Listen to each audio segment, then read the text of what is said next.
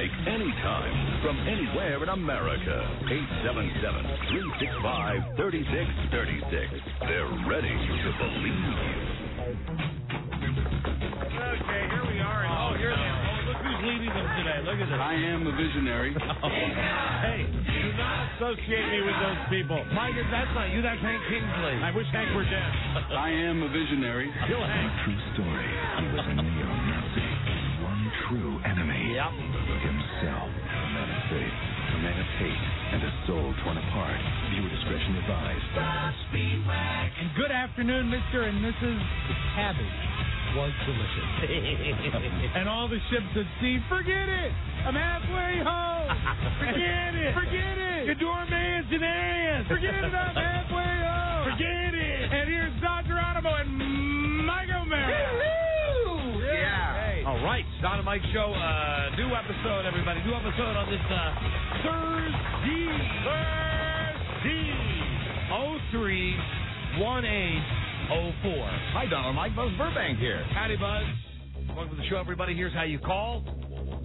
Well, you pick it up, or maybe you got hands-free, and then you say 877-365-3636, dial. All right. And that's if you have hands-free. If you're actually dialing from Canada, 800-636-1067, Washington, D.C., 202-432-1067. Your main national phone number is 877-365-3636. And I'm ready to play a game right now, right up front, with folks calling in now to win a prize. This is exciting. This is going to be a game much like yesterday's game right at the beginning of the show about something that happened last night. And Mike, very exciting. Really, Hank's Look Around Cafe. congratulations. A great opening for your joint last you night. You guys busted your butt to get out there quickly and do all the stuff we had to do out there, and it was great. We're proud of you. I appreciate you all coming. I really do, and I know that It's a nice place. you all coordinated to come out there, and it was great. It was fun. Food was great. Wonderful place. Yes, good food and a good service. Yeah, you had the best. You had Callie. Pretty waitresses. Yes, And Buzz. Sorry. I'll get to the menu in a second. And you literally mean the menu, right? I literally mean the menu. But now it's time to play a game. Last night at the opening of Mike's Look Around Cafe, Yes. we all finally got to meet formally Mike's girlfriend. Very nice. Right. And her mom, equally nice. Yes. Here's the question for you, the Don and Mike listener. We need the music again. I'm recuing it to more dramatic music. Ah, wow. Mike is 44? 44. 44. The mother of Mike's girlfriend. Can you guess her age within 10 years? Either way. Can you guess her age? You get one guess. Only one person listening will get the chance to win every prize that's on the piece of plastic in front of me. Now you only get one shot. She's either 34, 35, 36, 37, 38, 39, 40, 41, 42, or all the way up. But if Mom's listening, I have no control over this. No, and she's lovely. She is lovely. She's lovely. Oh, and I'll give you a hint. Met her fiancé. Met her fiancé. I think that's her fiancé. I think. Oh. I'm pretty sure. I'm not. I think. I hope so. boyfriend, fiancé. because I said congratulations. when I met him. I think so. Yeah, I'm pretty sure. Well, either way, congratulations. We don't hang out that often, but I'm pretty sure. Yes. All right, so let's pick one lucky listener who will get to play for all the prizes on the board. All right. Let's go to this one right here. Don and Mike Show. Hello. Hey, what's up? Hey, what's your name, my friend? Cliff. All right, Cliff, where are you from? Annapolis. Beautiful. Are you listening on JFK or Live 105? Right now, JFK. I'm driving out of Virginia. Right on. Well, here you go. It's the Britney Spears thing. It's the Oz thing. It's the Ozfest thing. It's the Orioles opening day. Wow. It's 7-Eleven. It's all the stuff we've got. It's the Ozfest with the dinner and the Hooters girls. All you got to do is tell me now, no pressure, but you only get one guess. Mike is 44. Within 10 years, his mother-in-law is either 34. My mother-in-law. Oh, my mother-in-law. His girlfriend's mother. Jesus Christ. His girlfriend. Congratulations. Well, I guess I was the first one to say that today. His girlfriend's mother, excuse me. Anyway, I guess her age. What is your guess? 47. 47, you are guessing then that she is 5 years older than Mike? Or, no, hold on. 3 years. Mike's 3 years. 3 years. She's 3 years older than Mike. That's his guess. Let me ask you, is that your final answer? Yes. You, my friend, are a big fat loser. Oh, okay. Well, thanks, man. Thanks for playing. You're very welcome. No problem. Thank you. You want to know Thanks for the tip. What was? I thought it was within a 10-year thing. Was it within 10 years? Well, no, but Within I mean, 10 years either way. Within 10 years Of either your way. age. You had one. okay. You had one guess. 44. Oh, Get okay, it. all right. You get it. Okay. And as it turns out, she is in fact 2 years younger than Mike. Hi. Hi, everybody. Hi. Hi. Yeah. All right. Good heavens, no. No, it's true. Yeah. Please, It's true. please, no letters, no emails. For those of you that might be disturbed. And ladies and gentlemen, lest anybody think that I'm ratting somebody out, I'll tell you exactly how I came to this knowledge. Mhm. My wife, who was with us last night, all of our wives were there. Everybody loved your place. Yeah. Said to me at one point during the evening, she said, "Oh, did you meet Mike's girlfriend?" And I said, "Yeah, she's very nice." Did you meet her mom? I said, "Yeah, she's very nice." Frida said, "You know, the mom is 2 years younger than Mike." I think I introduced her by saying she's younger. I don't know if I gave the specific years. Here's the thing. So she says this to me like I've got a nugget. So when Mike comes in the office, You know how I do that icebreaker thing, Yeah, I know. because I didn't want it to really be discovered, but I mean, I think I've mentioned it. I don't see what the problem is. Thank you, Buzz. nor do I, Bud. Thank you, Don. Simply having good fun here. I understand. So when Mike comes in the office today, when Cameron, the program director, the useless program director, when he comes in, I say to him, "Hey, Cam, play a game. Let's guess the age." Cameron did well, didn't he? He said she's 42. Yeah, smart lad. And Wow. so he got it right away. Very smart lad. Got it right away. Would have And been a then winner. I said to Mike, that was Frida doing her recon last night. Well, and she was doing a recon. I knew that. I mean, she was over there just. I knew she was asking a lot of questions. But then Mike said to me, "Oh, she didn't do the recon on that you had told her that." I think I introduced by saying she's younger than I am. So it's but I didn't give the specifics. So maybe she got the details. But thanks for playing that game.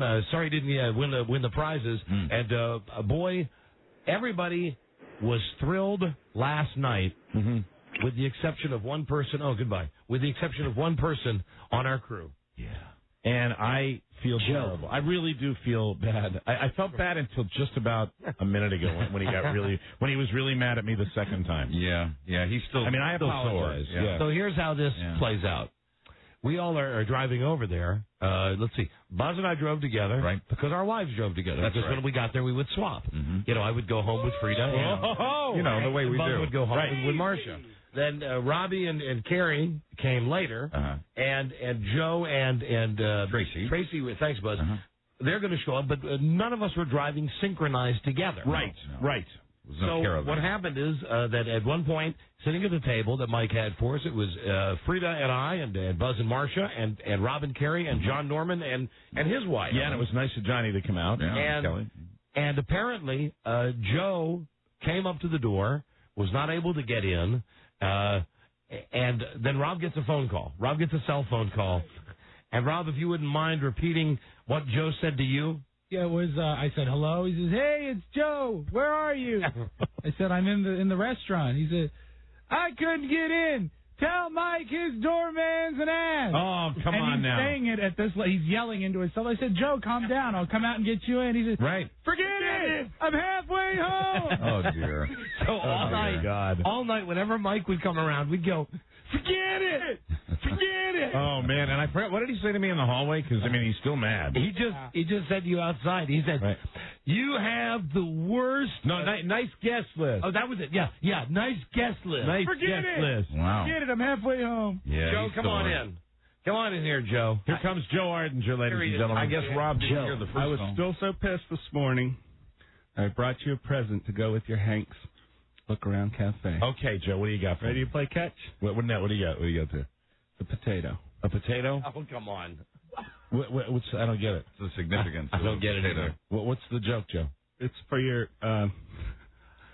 new game, Hot Potato. Oh, Hank's hot potato. Oh, Okay, Joe, you're an idiot. Joe. All right, I get Joe. Joe. Oh, and listen, Buzz, I heard what you said, incidentally, as well. Uh-huh. That Mike, and I don't know if you heard this. What? That maybe Rob missed the first call Joe made. Yes. And the reason that Rob missed the first call that Joe made was because We were fighting the fife and drum corps. They were right by us. I mean, we had to get by them, and I did the bath, and that's where we were. It was too loud to hear it. But, Joe, you should have left a message. Well, Joe, I mean, everybody. When Don got there, Don said, "I said, call me on the cell phone," and then Buzz and Buzz's wife and Frida, right? They both came, called Don on the cell phone. You gave me your cell phone, and we got them in, no problem. And then, how did you coordinate, Rob? I called you on your cell phone. You called me on the cell phone, and I don't have your cell phone number. Well, that's not my problem. I thought there'd be a guest list. What's that? No. So what happened to you, Joe, when you showed up at O'Mara's? And I said, hey, my name's Joe. I was explaining the mistake I made because at one point somebody walked in and You said, didn't make a mistake. well, somebody walked into me and said, somebody's out there says he's a coworker, and I said, I guess in the heat of the moment, not trying to screw you. I said, my good man, every one of my coworkers is at that table because I just didn't click, and your name wasn't given to me, Joe. So I didn't know it was you. So what happened, we didn't Joe? know. So what happened? So the guy said, okay, hang on a second. And then he listened to his ear, and then another guy went in, and then the guy came out, and he goes, I can't let any more people in. Well, I said, thanks, ass. You said thanks, ass? Well, Joe, they're not going to help you get in if you say thanks, ass. I didn't say that, but he was. But with his Secret Service microphone. Well, Joe, I mean, the fact was, it's a tiny place, and we had fire marshals standing there all day. That was what the problem. He could. But I mean, if he brought me behind the ropes, I'm sorry. He could have been cool. No, but they were getting ridden all day long. They really were. And I am sorry. I'm very, very sorry. There'll never be another grand opening. Thanks. Look around cafe. I feel bad. And you've given me a potato. There's not a retort for that. Maybe we'll make a Joe's grand opening. No, that's not necessary. Just for you. Nope. But I mean, if you forget it, if you got through to Rob or you got through to me, I mean, it wouldn't have been any problem. Forget it. I'm halfway home. Rob, you should pull that message. Oh, it wasn't a message. It was. No, it was a live call. Buzz. I got a phone message when I got Tell home. Mike his doorman's an ass. Do you have the message, Buzz? It's at home on my answering machine, but can't you pull it up? Very brief, and no, not from here. Very brief and very much the same as the message everybody else got, and that is, just to tell Mike his doorman sucks. Oh, come on. You can pull that message up, can't you? Yeah, maybe. Let me work. I'd like to defend all those guys. They did a great job last night. Oh, Mike let me say, Mike had a huge out the riffraff. Mike had a huge crowd out there last night. There were so many people that there was like 200 people in a tent waiting to get into the place. Yeah, and who heckled us on our way out to the parking lot. Nah, you can't get in. You had a terrible time, Joe. I'm sorry. It was all you would have had to do if you made contact with anybody. It wouldn't have been a problem, and you should have waited because eventually, if you gotten through, forget it. How long did you wait? How long did you wait? I don't know, 5 minutes. I'm halfway home. Sorry to inconvenience you. Forget it. Well, I mean, it's just there's a. Let's put it this way. Yeah. It wasn't like we just came home and went out to your bar or restaurant. It was, Trace got off early. She took half day off today, so we could party. It was just. It was an event, Mike. Yeah. It's like a rain event or a snow I didn't event. even want to go. Do you think I didn't even want to go all week. Tracy said, listen. Why didn't you want to go? The big thing for him. Why didn't you want to go? Because I knew it would be that kind of a scene, and I'm just not about that. And you know what? I told you this last night, too, Mike. And then it's partly my fault. The other day, we were standing outside. Buzz and Joe and I were standing outside, and I said to Joe, are you guys coming? Right. And Joe said, I don't know. And I said, oh, come on, Joe, it'll be fun. You got to show up. You got to, And Tracy was the one who said, listen, it's a big night for him. You got to show up. Mm-hmm. And so I did. Well, it's incomplete, Joe. It's incomplete. Mike, it might be complete if Buzz can figure out how to access his messages from home. We never do this, and the instruction card is you know one thing. I mean, if any one of us had gotten your name and knew you were standing outside. Hold on. I know that. Do you know how Buzz is trying to access his messages from home? Don't you just call it and call a phone number? He's reading. You have to enter a code, and the instruction card is all faded. The instruction card. You never called to check your messages from anywhere else? No. Buzz is a laid back guy. Yeah. Watch. Here's how you do it. He'll be there when I get home.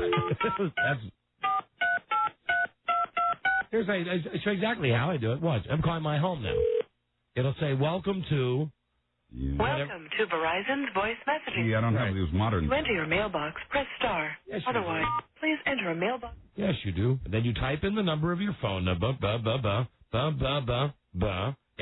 Passcode.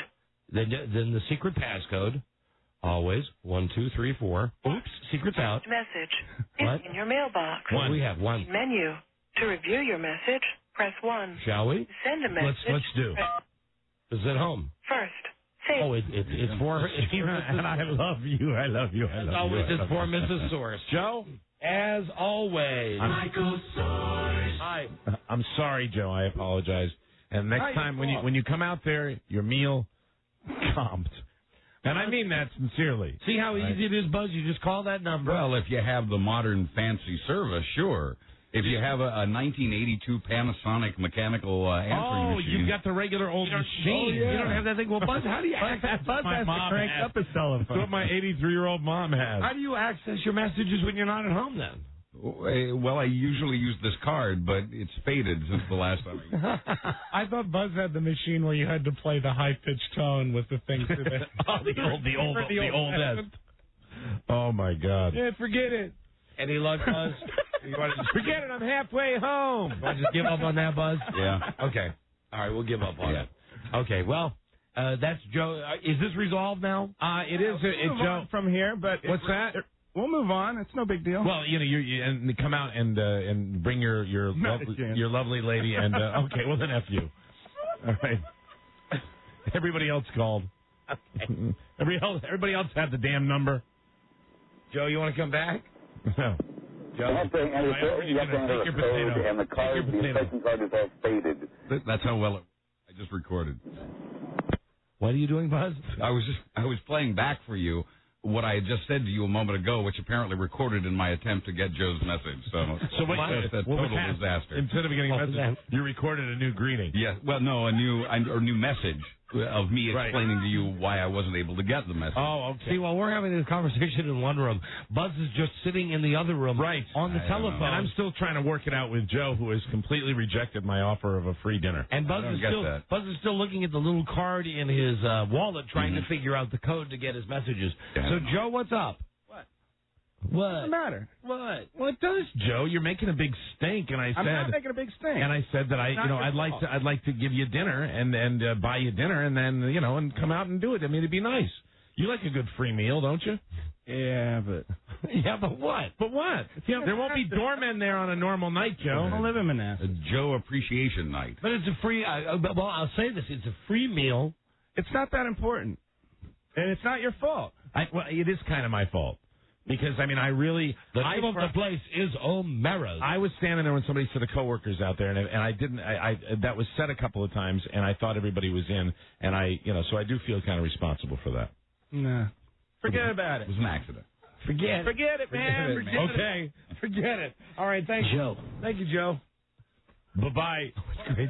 Great seeing Joe. So last night when we arrived at the restaurant, yes.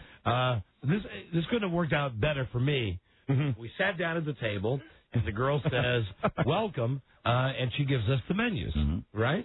So there are 6 people. I'm not at the table at this point. Right. There are 6 people sitting at the table, and they're dealing out.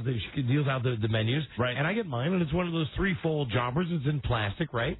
And it goes through the first page and the second page. They open up the middle, and on the middle, I ask you not, it looks like someone has taken a variety of like a pus.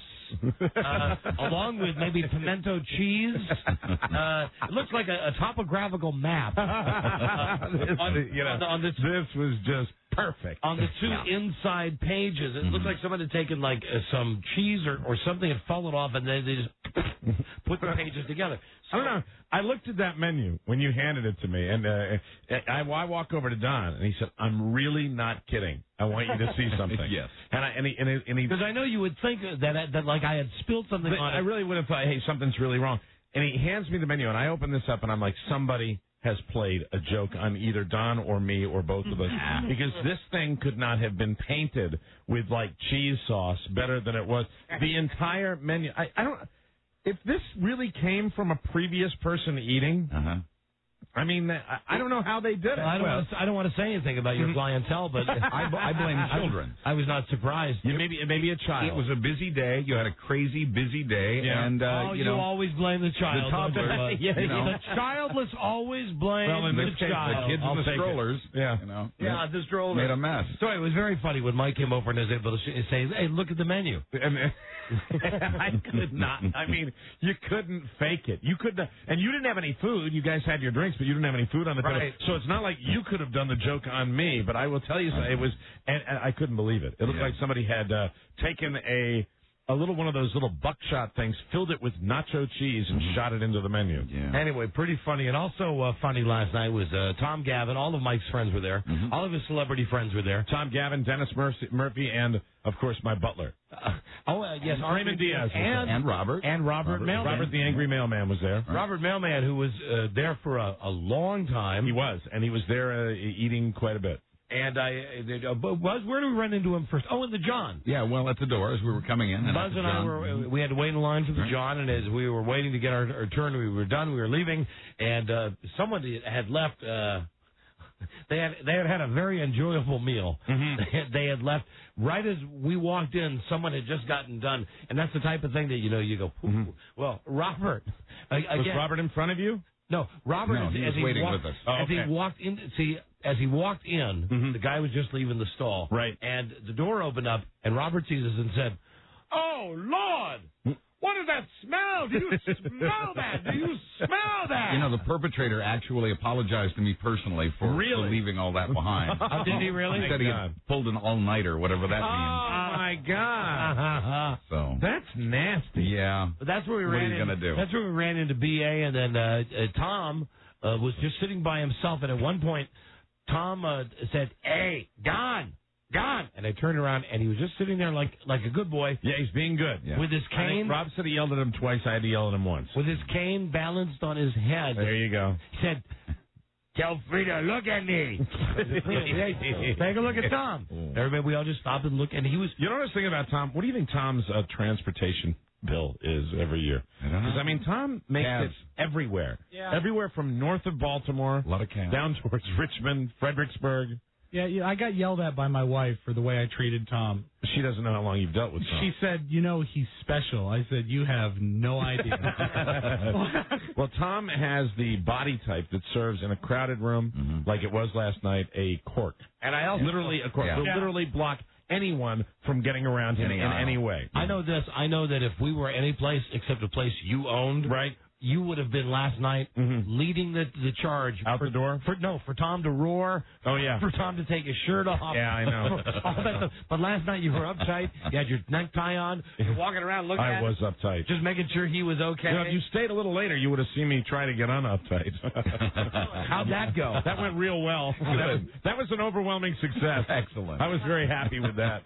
Combination of fatigue. I found myself a corner, sat down in a corner, and just enjoyed myself. But I really appreciate you guys coming out. Thanks for having us. It was great, and good speech, Mike. You liked the speech? Yeah. I liked your speech. I liked your greeting when you were introduced to the crowd. You gave what I like to call the pontifical greeting, which is the double hand pump, and then you added something to the choreography. If you watch Jerry Maguire when Rod Tidwell scoring the touchdowns, his wife's at home and they're blowing kisses. He does mwah mwah mwah. Nice, the fingers. Right. Yeah. I was like half the way across the room from Mike. He was up on stage, and then they had the moment when they said, "And now I proudly give to you." Right. O'Mara's, and they pulled the thing back. How'd that look from where your vantage point? Looked nice. Proper drama. I told you this off the radio. I'll tell you this on the radio. Okay.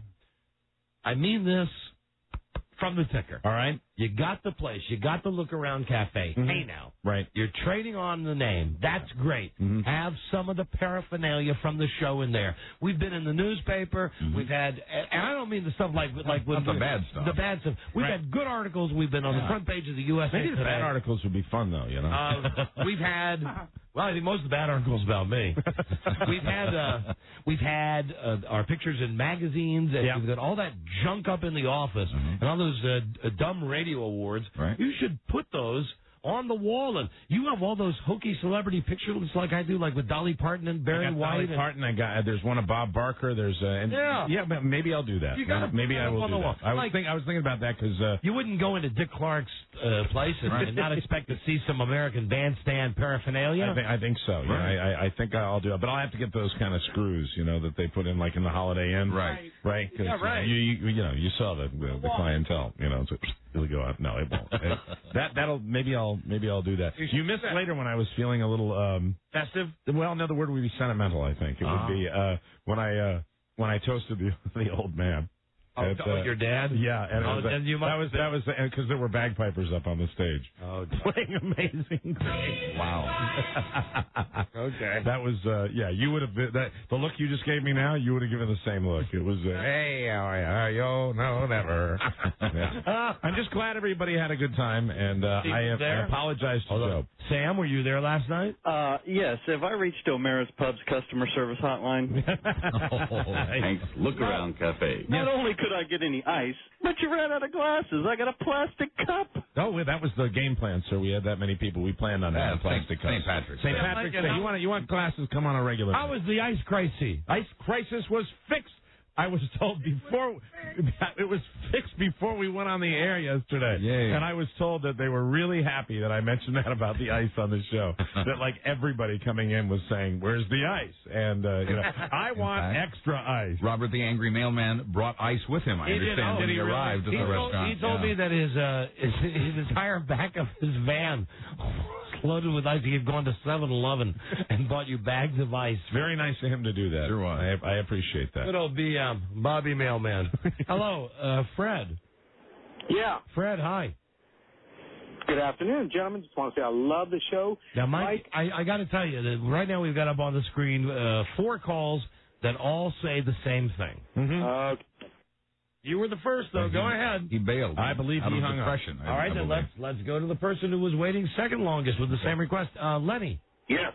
I would like to put in for Joe's meal. I'll be Joe. I'll wear a shirt that says Joe. You can treat me like Joe. This is how bad people want to be entertained. They're dying to be entertained and dying to eat for free. This is the Joe fan. I think perhaps a tribute in the near future to Joe. Joe Arden's your knight. But no, don't you want Joe's food? Yes, absolutely. I want Joe's. There was 4 people. All of them are calling saying that so if Joe's not going to take the free meal. And I'm glad it's at O'Mara's or Hank's, but quite honestly, I wouldn't care where it was. But I got the free meal. See, all these, you got a bunch of people who just want, you offered Joe a free meal, right? Then he didn't take it. All of a sudden, the line started ringing with people saying they want the free meal. Okay, well, we'll let Joe handle that. Good luck, Joe. Thank you. He'd be happy to. That's the impromptu strategy right there. Good luck. Of course, Joe get me back by going, sure, just go up there and ask for me. I'm almost home. Forget it. I'm halfway home. Forget it. I am a visionary. Yeah. Forget it. I'm not coming back either. Congratulations, Mike. Thank you. A great night. And thank you guys for making it happen. We got a break. We'll be right back. It would be so great if the friggin' equipment worked one time. Yeah. You understand? Here's the radio. Basic. I will trade you that machine for an ice machine.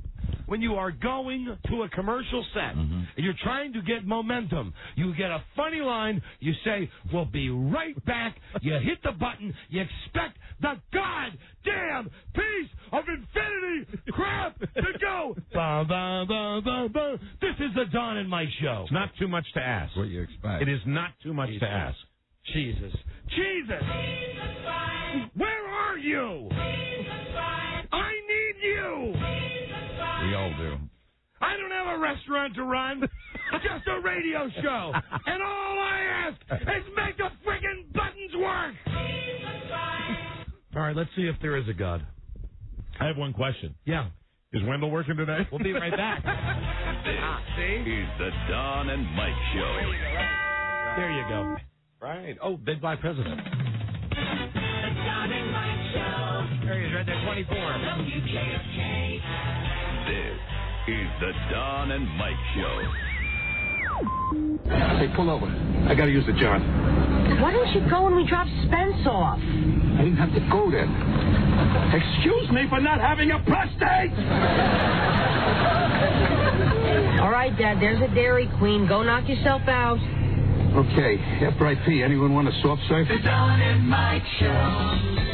When in Los Angeles, they dine at Vivian. Don and Mike. See, it's funny how that works out. That was a clip from Lisa Remedi's TV show. Yeah. And I had no idea that the very next bumper thing was going to be for Lisa Remedi's restaurant. You have that in common now with Lisa Remedi from King and Queen. Mine's better. You'll get a chime time for that, Mike. Amen. Right. Hold on. Speaking of chime time, let me just do something on the down low here for one moment. Yeah, we're having a little fun today. Okay. Like they were going to pick a radio station that they were going to come and broadcast from for a day. Yeah. They picked the wrong one. Well, the right one for us. Okay, here's Skinner, isn't it? Yeah. All right. So he's playing another record. Gosh. Hold on. Get this guy ready. He's ready. Yeah. Okay. Okay. Let me know. Let me know over there. You'll figure out what I'm talking about here in a second. We're doing something a little secretive here. Mm-hmm. But you'll find out in just a minute. You'll like it. Here is okay. It's time. Every radio show has a quack on the day after St. Patrick's Day. Yeah, we to try. tell you that he's got a hangover cure. Mm-hmm. And here's ours this year. And he comes direct from Talk and Talent Booking Agency. Dennis Harris, Dr. Dennis Harris. Hey, doctor. Hey, so I'm your resident quack, huh? Yes, hi, sir. Well, you know, it's there are a lot of people that... That'll be Dr. Quack to you, please. Dr. Quack, would you like to go as Dr. Quack? That's a no. The hangover doc. So listen, you're a snake oil salesman. You're a carny. What is it? No, I haven't sunk that low yet. Now, which would be lower, snake oil salesman or carny? Oh, no. I thought you said attorney. No. That is. But if you had to pick one, a moniker to live with on this show at least, right? Would you rather be known as a snake oil salesman or a carny? No, the hangover doc. No. You've got to be the snake oil, the salesman, or the carny. If it was me, and I can give you a little help here, Doc, I would pick snake oil salesman. Well, that sounds all right. And if it was that's a little more, that's a little higher up the food chain. I think so. But if it was me, I'd say to you, you know what rolls off my tongue? Doc Carney. That's a great name. This is Dr. Carney. Dr. Carney. I like Dr. Carney. All right, so, well, you pick, Doc. Which do you like? No, I'll go with yours. Dr. Carney. Dr. Carney. All right, we're talking to Dr. Dennis Carney. There's only one real cure for a hangover. Yes. And what is it?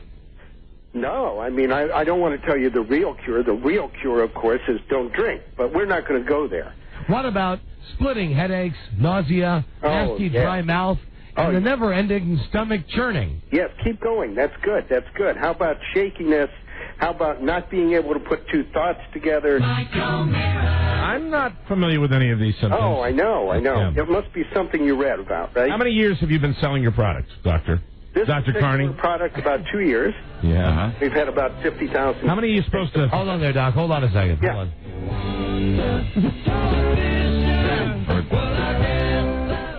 on. Okay. Sorry, Doc.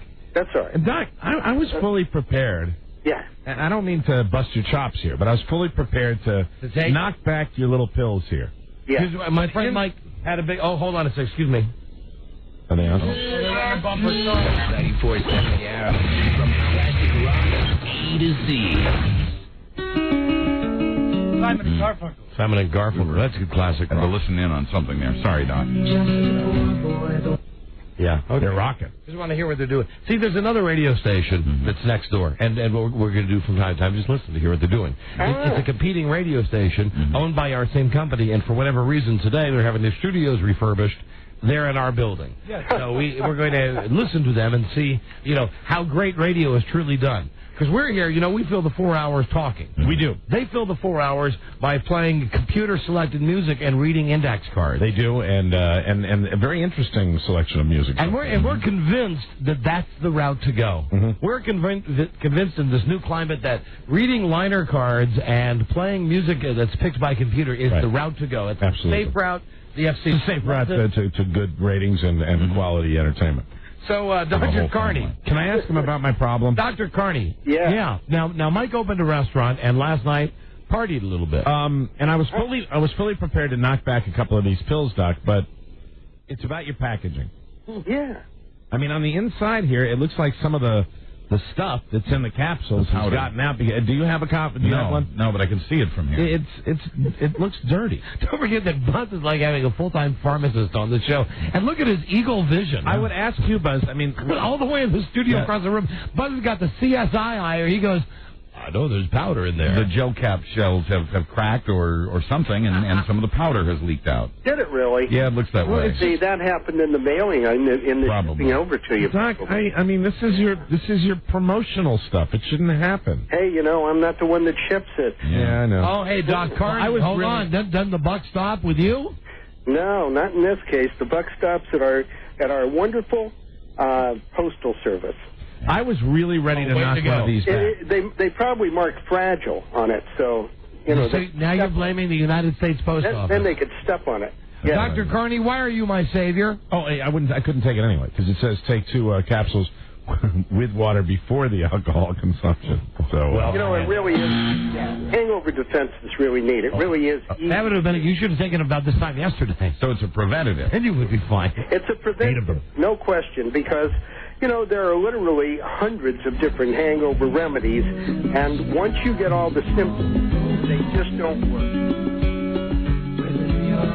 What is this, the boxer? Yes. Why are they playing the boxer? Because Muhammad Ali's picking the music today. They play that. I want to hear. Play that one. See that? Funko. Play that one.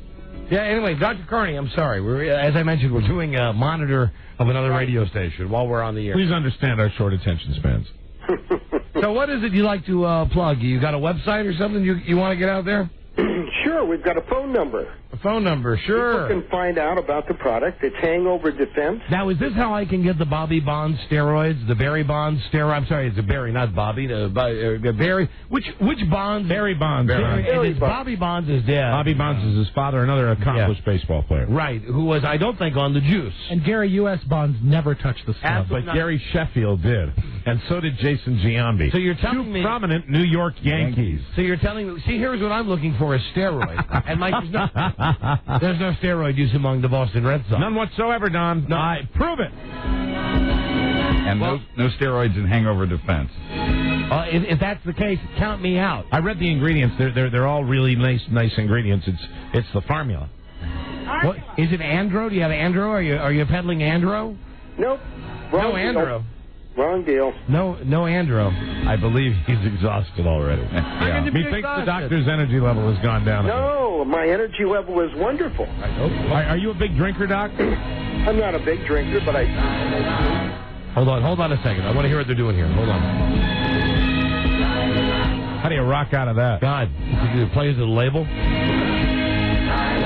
How many people are listening to this right now and have just driven their cars off the road? Do the break. It's just a chance to critique some on-air Infinity Broadcasting synergy here. God, back when I played records, this is one I faded out like a 303, and the label says 505, and it ends cold. So here it is right here. But listeners of my show would never hear this part. you be chatting.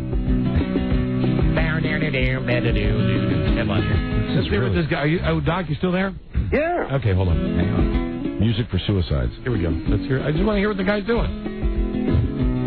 I'm going to tell you something. Classic Rock 94.7 The Arrow. Maryland beats UTEP 86-83. They must feel like they're in paradise in Denver. Oh, no. No, he missed it. Yeah. You missed it. You got to tell me you were doing it. It's too funny. Dude, Don did a bolt. As soon as he went in the break, Don ran down the hallway. The guy is one room away. And the break was too quick. All right, listen, I tell you what, dude, you keep doing that. They don't talk that long. You keep doing those 5-second breaks. I'll catch you. I'll catch you. They're all about less talk, more rock. Doctor, let me explain what happened there. You see, we're right next door. They've never used these facilities. They're borrowing them today. So Don was trying to run in during the other radio station's commercial break when the DJ was talking and try to scream at him on his radio station. Oh, I like that one. Yeah, Isn't that fun? Isn't that great? Yes, that would be fun. Isn't that great? You know what would make it great? It would be some steroids, but you have no steroids. He doesn't for have me. any steroids. You're worthless to me. As a matter of fact, I'm having a psychological flip out right now because I need my juice. I need my Andro. Jesus. All right, Carney. So you got a hangover cure. And preventative. And it's available. You know, it's not a cure. It's you have to take it before. You have to take it. You take it. You take 2 capsules before you go out. You take 2 when you get home. What would you say? I don't care what you've been drinking in the meantime. You're going to wake up. You'll find. Seriously, and I will ask you. I will because really deep down I do care about this interview. I will ask you. How, do you really believe in this product, Doc? I mean, does this work? Mikey's Dr. Carney. Let me tell you, this product is absolutely 100% guaranteed. If anybody buys it and they get a hangover, they send it back, they get all their money back. You know, I hear this all the time with you, Carney. We've now had over 50,000 people use the product. We have had 4 people only. Doc, I'll tell you, I got burned with the product. I got burned with the product a while back, and I don't mind telling anybody what it was. It was promoted by a bunch of has-been television celebrities, and it was called Airborne. Hey, you finally came around on that, And Mike. Airborne, I got sick twice. I got 2 of the worst colds I've ever gotten, and I was taking this stuff like it was going out of style. But you know what? I can prove your product. If you, does it come in like a bottle? Yeah, it does. It comes in a bottle of 50 capsules. It's not expensive. All right, send me a free bottle, and I will give you an honest test drive of it, and All right. I will do I'll that. tell you what else got me with the guys of your ilk. That I called one of the Carney things that I saw on TV, and it was that thing.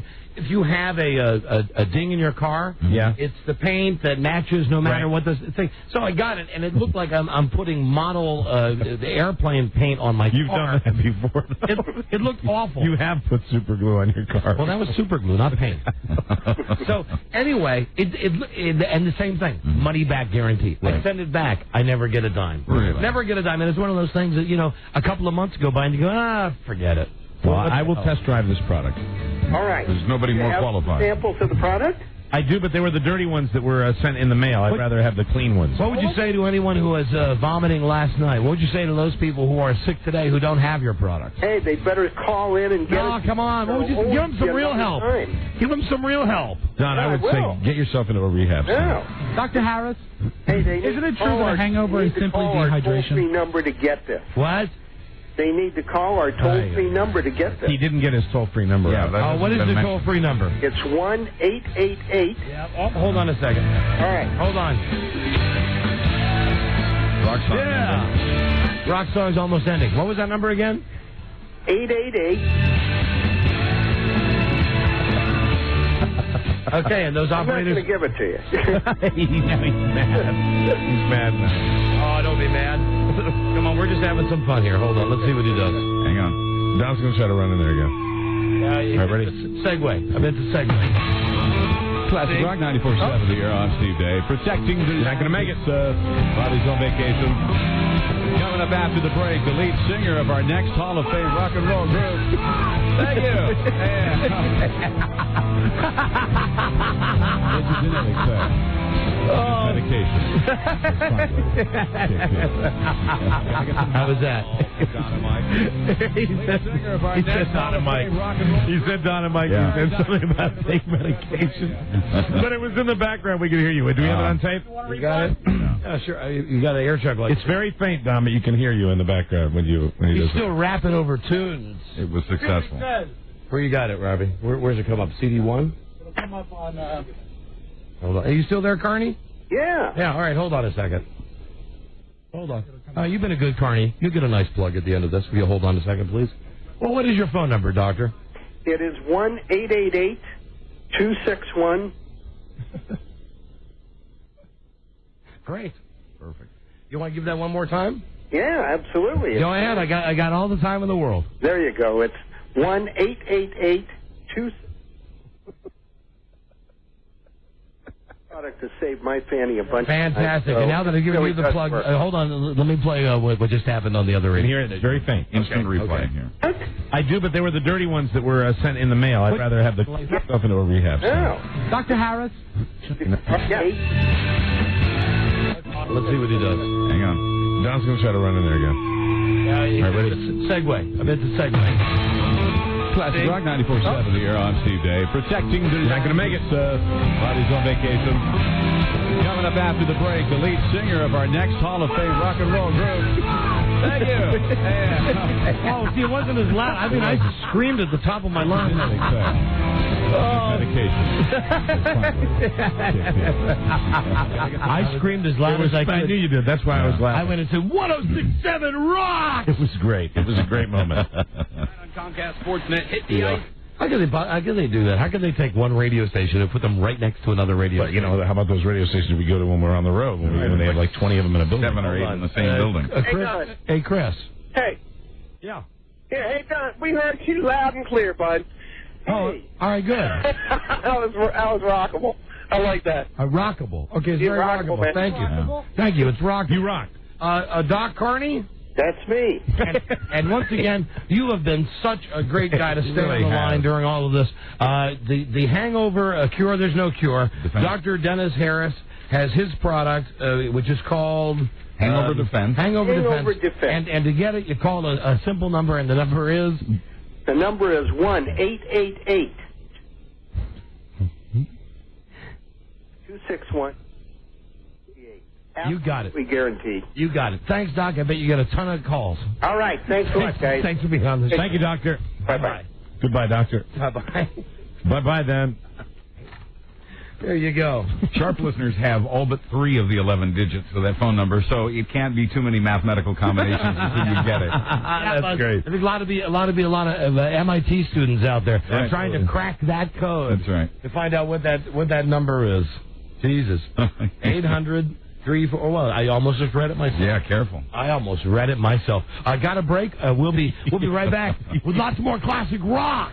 You even gave the wrong number just then. The limited ones you did. That's the number for the booking agency. Oh. Yeah. You're right. Disregard that 3, ladies and gentlemen. You're right.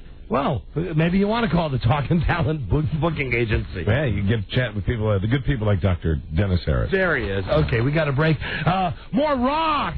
More rock! Get the lead out coming up next. This is the Don and Mike Show. I'm mad. I am mad enough. And yet still very self-conscious, but I'm going to write a book. And I'm going to talk. I wanted to believe, and I tried my damnedest Whitney Houston. to believe in the rainbow that I tried to get over, and I couldn't. So what? So what? The Don and Mike Show. You can call Don and Mike anytime from anywhere in America. 877-365-3636. They're ready to believe. The drought. Don't set you free. I am a visionary. So you think you take another piece of me? Broadcasting from the zone of uncertainty. Wow. The Don and Mike Show. No kidding. So, I am the soothsayer. I told you. It's Leah LaBelle out last night on American Idol. And that's You said she'd be gone, right? my only complaint Hank's Look Around Cafe. about Hank's Look Around Cafe. That TVs weren't on last night. the were they? American Idol was not on last I night. had 4 of them in the room you were in, and they weren't on. Had to get home, and the good thing on the results show is that, well, there are parts that you want to TiVo past, like Right. Clay Haken. Yeah. You know, Anything with Ryan Seacrest. well, no, I'm finding more and more Ryan Seacrest seems to have people that are writing one-liners and gags for him. Right. And he can't pull it off. Right. And he's starting to get that false sense of security. Yeah, where he's a little too cocky. Yeah, and I'm positive one of these weeks Simon is just going to bitch slap him. I'm really sure. And last night, besides what's her name, LaBelle getting kicked off, I love this. Simon was so mean last night, but so right on. Yeah, well. So just right on. That is why he is beloved. And if you stop to think about it, from one night to the next night, from Tuesday night to Wednesday night, on Tuesday they were saying, this is the best group of 12 we've ever had. For the whole 3 years this show has been on the air, this is the best group of 12. They got done last night, and Simon was already saying, you stink, you don't belong in this competition, you don't have a chance to get in the competition, Right. you're begs down, you're gone. Anyway, He's great. She's gone, and our man, the Tart, is still in there. John Peter Lewis. John Peter Lewis remains. John Peter Lewis. John Peter Lewis. He's America's favorite performer. An early pick on this show. He's still in there. Mike, you know Whitney Houston. We just played a tape of her. She's in rehab. This to me is good news. I'm glad that she's trying to get help. Yeah. I bet you don't know this, though. Who made her go? Well, not Bobby. He's in the joint for 60 days. Right. Yeah. Yeah. Fat man. Yeah, this is Bobby. Do you have that tape? Yeah. This is Bobby Brown. Yeah. From years ago. Right. I think this was when he was just post New Edition. That's the group. Around My Prerogative. Yeah, and New Edition, a group that I think was on stage when you hosted that big 4th of July bash down on the mall in D.C. Yeah. So here he is. Hi, this is Bobby Brown. Hi, Bobby. Yeah. I'm chilling down here with the two fat men. Yeah, we couldn't even get him to say our name back when he was popular. Uh-huh. So anyway, no, it's not him, Mike, but I think you'll be pleased to know that it was Clive Davis. Clive got her involved. Clive Davis with his gigantic, oversized glasses, that his cute little haircut. What did he wait so long for? Clive Davis is the man, of course, who discovered her, signed her to Arista Records. I think that what we're going to do is have the incredible comeback to it. A lot of people are wondering, wow, she's been in a mess for a while. Mm-hmm. Clive stepped in, and he said, Whitney, you're going into rehab. Whitney is one of his pet projects.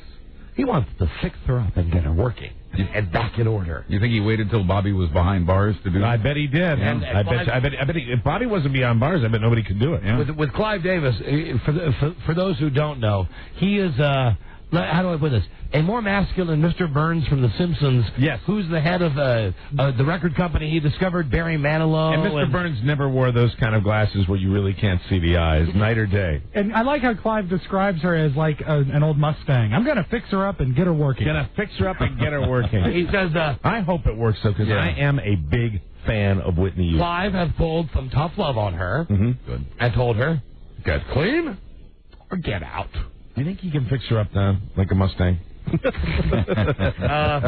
We were just in Las Vegas, and Robbie and I discussed going to the Elvis Arama Museum. Just discussed? Yeah, we just discussed. Like we discussed going to the big M&M plant. Like we discussed going to Jimmy Buffett's Margaritaville. Like we discussed going to the Ripley's Believe It or Not Museum. Sure. But we never made it to the Elvis Arama Museum. And listen to this. And this was a place that had, among other stuff, the Elvis's real blue suede shoes. Right. Some dudes broke in. Hey, Las Vegas is where it's happening this week. It's where the sniper guy from Columbus, Ohio, was caught. Right. Oh, and you gotta love this. That there's a nationwide manhunt for this guy. He's driving the same Saturn that he drove in Ohio with the same plates. He checks into the hotel in Las Vegas and uses his real name. Yeah, I know, idiot. And he shows the guy the ID, and the guy finally has to. The desk clerk says, "This looks like the guy that I saw on the news. Right. Let me check it out." He goes out to the parking lot, and he goes to Vegas the same day. Yeah. They put the APB that his picture is in every major newspaper in the country. Nobody will find me here. Correct. So it's Las Vegas in the news, and this time, I'm sad to say, the law didn't win. Uh-oh. This time, it was a Sunday night heist, Mike, at the Elvis Arama Museum. Oh, you Elvis Arama. We almost went there. Thieves stole up to 80% of the Elvis jewelry on display. Oh, no. Now, I want to tell you how they did this. I happened to see this on the news. Damn, bracelets, Jack. Well, what they did was they stole a tow truck and they drove it through the front door of the place. Wow. They then took... Somebody jacked the jewelry. They took one big lead pipe. Right. And all of the Elvis stuff was in plexiglass boxes. Right. So like the Joker would do on Batman. You just smash and grab. They just ran around the store, smash, smash, smash, grab, grab, grab. Oh, yeah. Like that. There you go. Grab it, dude. They were in the museum less than 5 minutes. They stole Elvis's gold-plated handgun, Elvis's scarves, Elvis's bracelets, Elvis's watches, Elvis's high school ring. Don, I understand the scarves walked out on their own.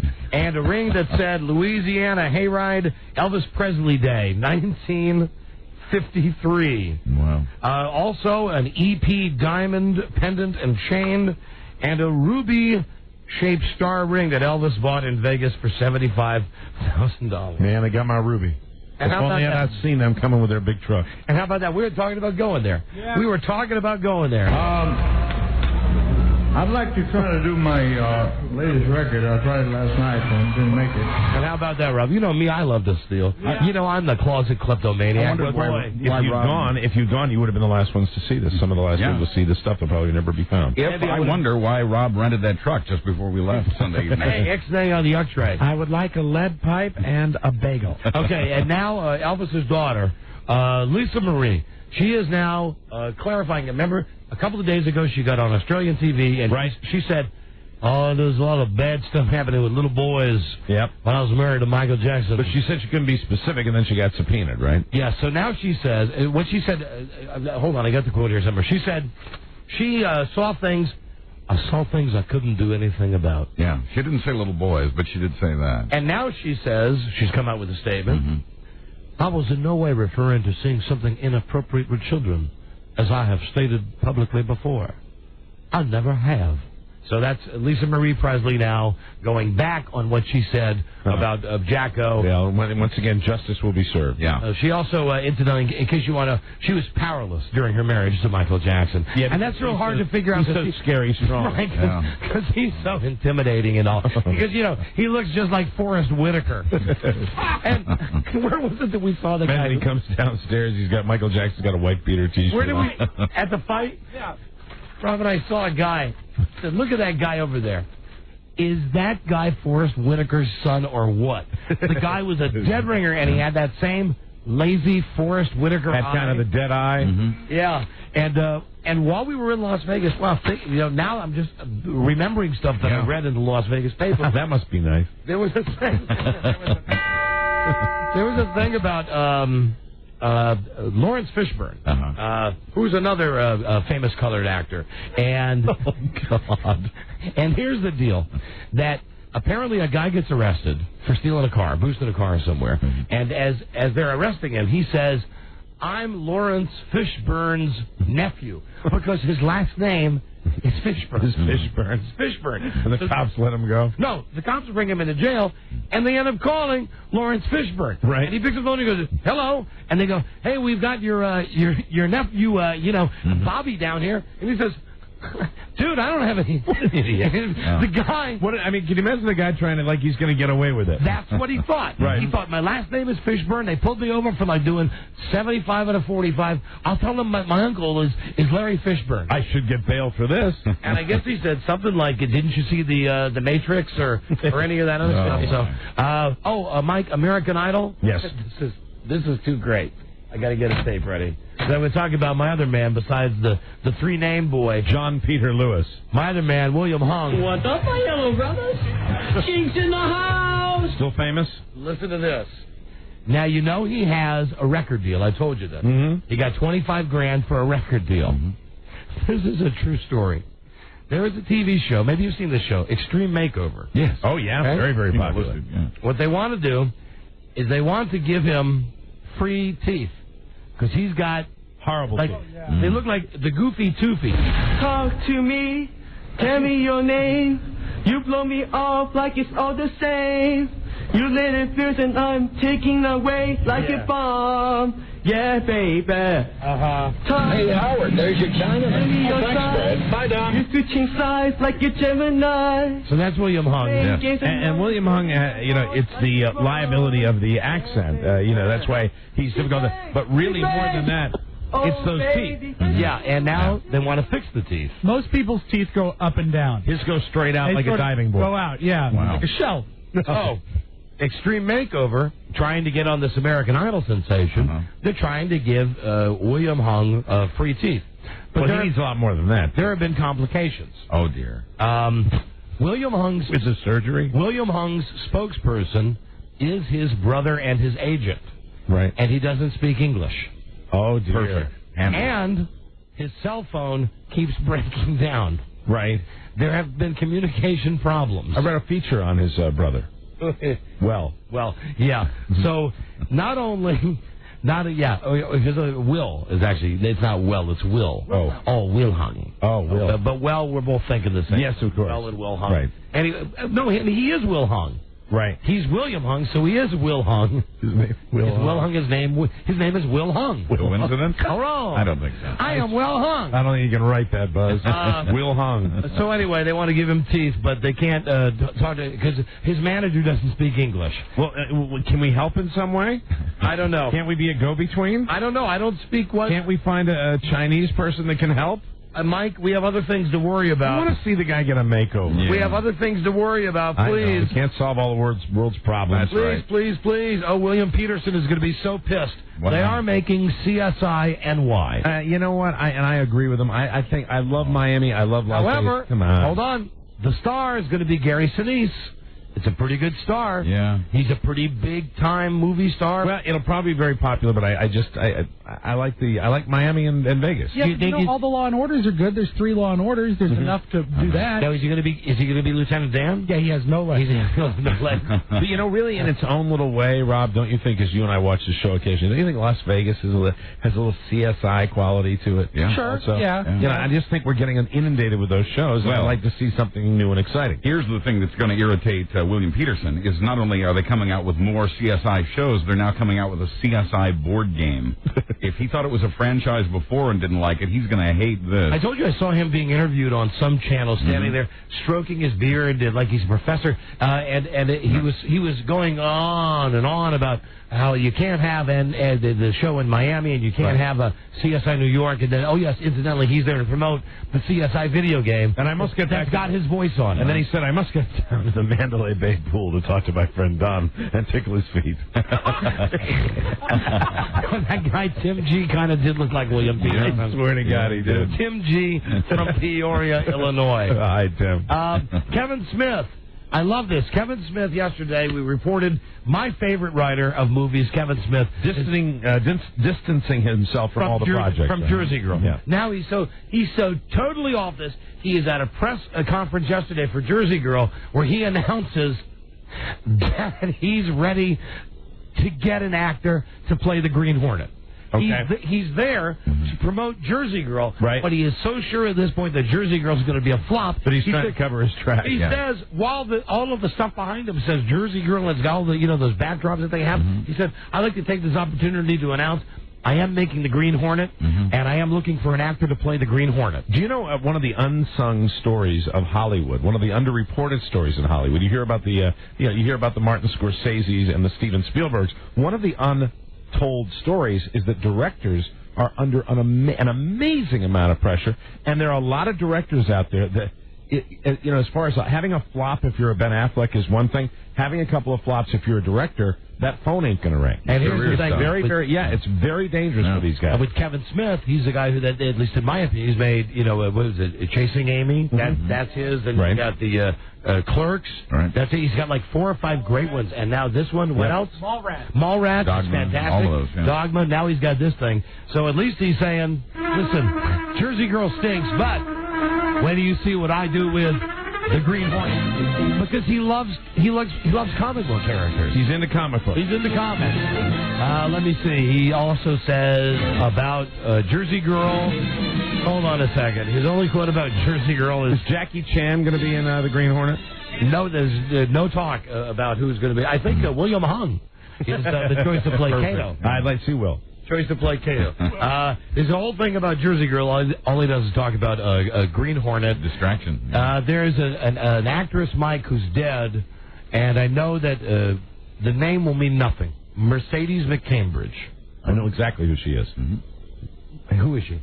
She's a character actress that played a lot of very quirky roles. What is she most famous for? Because I did not know this. She's most famous. She is most famous for being the voice of the Exorcist girl. There you go. And she was very good call. Good very call. quirky. Yeah. Good pull. Not bad, huh? That's good. And that's real. That came out of my brain. I know. Mike doesn't know this stuff. Wow. Yes, the raspy voice. Your mother sews socks in hell. Of the demon possessed girl of the Exorcist is dead. We're all in here, Father Karras. Father Karras, we're all in here. That was her. Very spooky. You're a mean, tipsy, powerful, rotten egg girl. That is a quote. Oh, that's a quote that she laid on Joan Crawford in 1954. When speaking about Joan Crawford, she said, "She's a mean, tipsy, powerful, rotten egg lady." Well, she had good judge of character, probably. So she's dead. Yes, she's dead. She must have been 120. Do you care about that? Oh, and this American Idol thing, the ratings are just unfreaking believable. When you consider the show that was on Tuesday night that had the 12, it got its rating, its audience was bigger than NBC, CBS, and ABC combined. Wow. American Idol had more viewers than all of the other shows. All of them added up together. You know, and it's just the formula because, and I think it's going to continue for season after season. I really think that show can last for a long time. There's nothing new to it. It was Fox's biggest Tuesday night ever in the history of the network. 27 million people, I think, watched it. Yeah. And by the way, Ryan Seacrest had a little bit of a problem that night as well. The teleprompter wasn't working when the show started, and he was whining to Entertainment Tonight about how he actually had to start the show by ad-libbing. Which he calls the most dramatic moment of the show.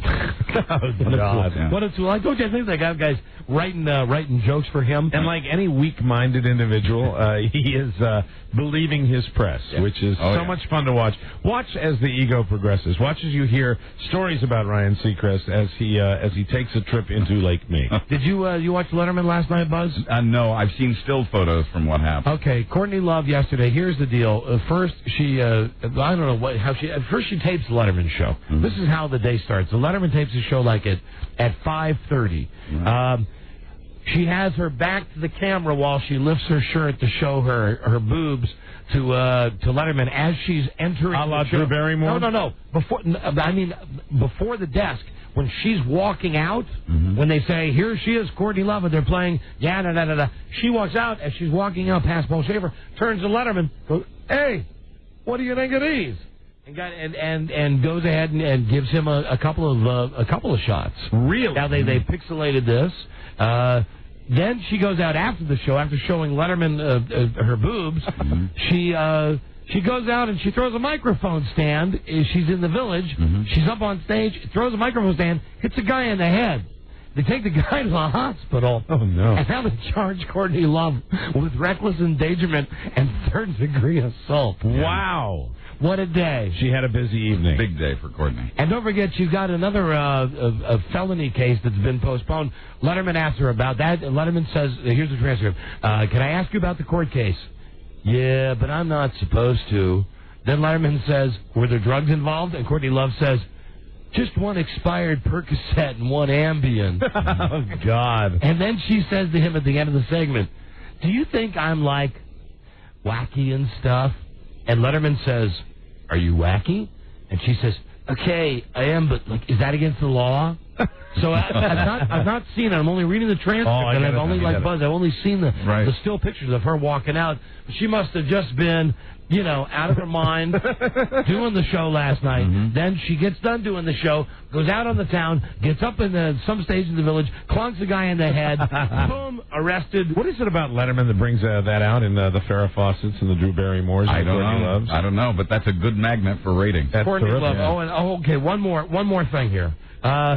The Passion of the Christ. Mel Gibson's The Passion of the Christ. And did you read today he stands to make like $600 million himself from this movie? Again. Yeah. People relate to Mel Gibson's The Passion of the Christ. There's a guy, Mike, have you ever heard of Heartland, Maine? Heartland, Maine? I have not. Okay, well, in Heartland, Maine, a guy really believed in this movie. Heartland? H-A-R-T, like Gary Hart. Heartland, okay. All right. So, he goes to see the movie. This Nimrod really gets into it. Right. And what he wants to do is, he's going to crucify himself. Oh. So he makes... You knew this was going to happen. He makes a cross. Right.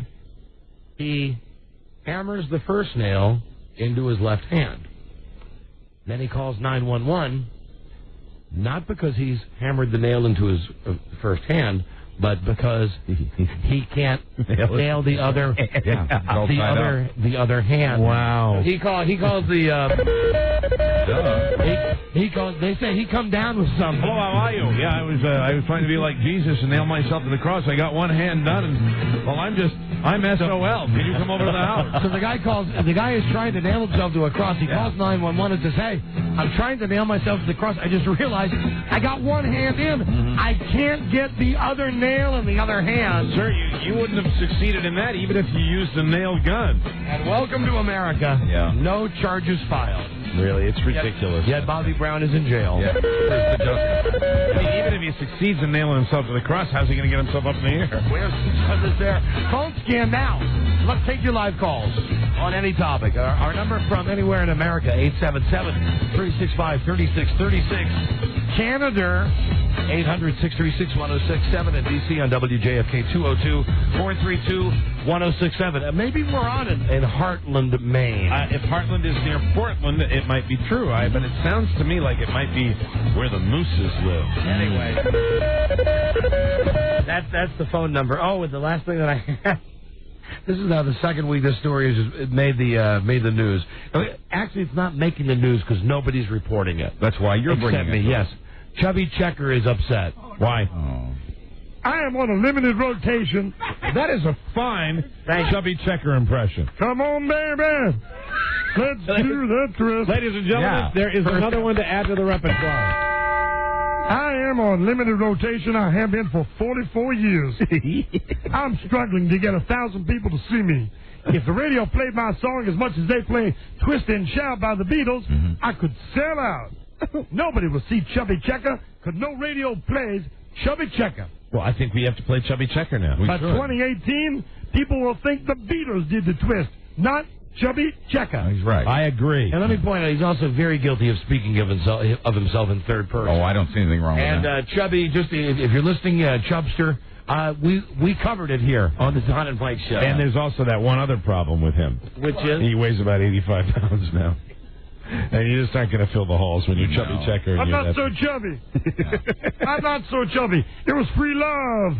Free love back then. I went to a glory hole. Come on, baby. This is Skinny Checker. We got a break. We'll be right back with the phone scan. This is the Don and Mike Show.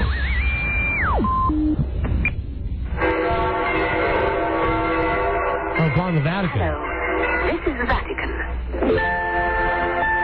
The Pope has to say. All right. Maybe you'll talk about that movie. The recorded message you're about to hear is brought to you by Vatican Radio, the Pope's radio. Long distance here. Hi, this is Pearl Calhoun, resident. Please leave a message and we will get back with you as soon as possible. For the meantime, enjoy this song and may God bless you real good. Don and Mike Show. Well, everybody's heard about the bird. I would like to become a radio disc jockey. Profoundly normal. Don Geronimo and Michael Mella. Right. Well, it's phone scan now. It's a phone scan now. Yeah. How long you been in country? I know Full Metal Jacket. Always. Full Metal Joker? Yeah, Joker? Yeah, that's great. Let's dive into your calls. At 877-365-3636 from anywhere in America. Canada, 800-636-1067, Washington, D.C. Our home station, WJFK 1067. All right. Call 202-432-1067. Here we go. Phone scan. Hello. Hello. Hi, you're on the air. Hey, great. You guys rock. Right on. You guys rock big time. You're goddamn right we do. Where is Rob? He's back there. Is he over there? He doesn't seem to be wanting to talk to you. He's over there. What do you need with Robbie? Oh, Robbie rocks. I love him. Oh, Rob, he's showing you the Quan. You don't get that a lot. Thank you. He said thank you. There you go. Thank you. Thank you. All right, goodbye. Goodbye. Goodbye. He didn't like it. But Rob didn't like it. No. Didn't like it. The guy liked you. You didn't like him, though. He's not to be trusted. Hello. Don and Mike Show. Hello, phone scan. Hello. Yeah, hi, you're on the air. Hey, I just wanted to say regarding yesterday's show that nobody could ever replace Marty, but that bit you guys did with Robbie's daughter was cute. Oh, my God. Oh, with Julia? Are you kidding? That's gigantic. I mean, do we have the hello lying around anywhere? Hello. We're going to have to isolate it. I got Julia to say it last night. Carrie was down in the car. Oh, with did you really? Rob's kids. I went, hey, hi, Julia. I said, heard you on the radio. Hello. Hello. Couldn't be cuter. Hello. Yeah, I called Rob a couple of days ago. It's because it's a dicey thing where I say, listen, I got an idea. Right. To have Julia pick the games. To and, make your decision. It's really, do you want Julia to be Can we exploit your kids? part of the show? And for right now, it's... Hello. It's the greatest. It's the greatest. She's the cutest. She's the cutest. And I stand by our pick. Wake Forest being defeated by Duke. Mm-hmm. Yeah, I'm down with that. And the funny thing for those of us that have kids and have been there with a young one, Rob was explaining, it sounded seamless on the show yesterday, but the total time outlay was... it was like 25 minutes. 25 minutes to get all those pictures done. Because she kept walking away, right? It's a 3-year-old. You're not going to get a 3-year-old to sit still for more than 10 minutes. Hello, Don and Mike show. Hello, phone scan. I just wanted to tell you guys, you've been trying so hard. It's really paying off. The show is more enjoyable than it's been in, I must say, years. What have I always been telling you people? What have I been telling you? What have I been saying for the last 5 years? Well, it was a decision process, right? Whether to go and, keep talking about everything that's going on or just try to entertain. And, now I notice that there's more DJs. I'm reading here today about a DJ. What have I been saying for the last 4 minutes? There you go.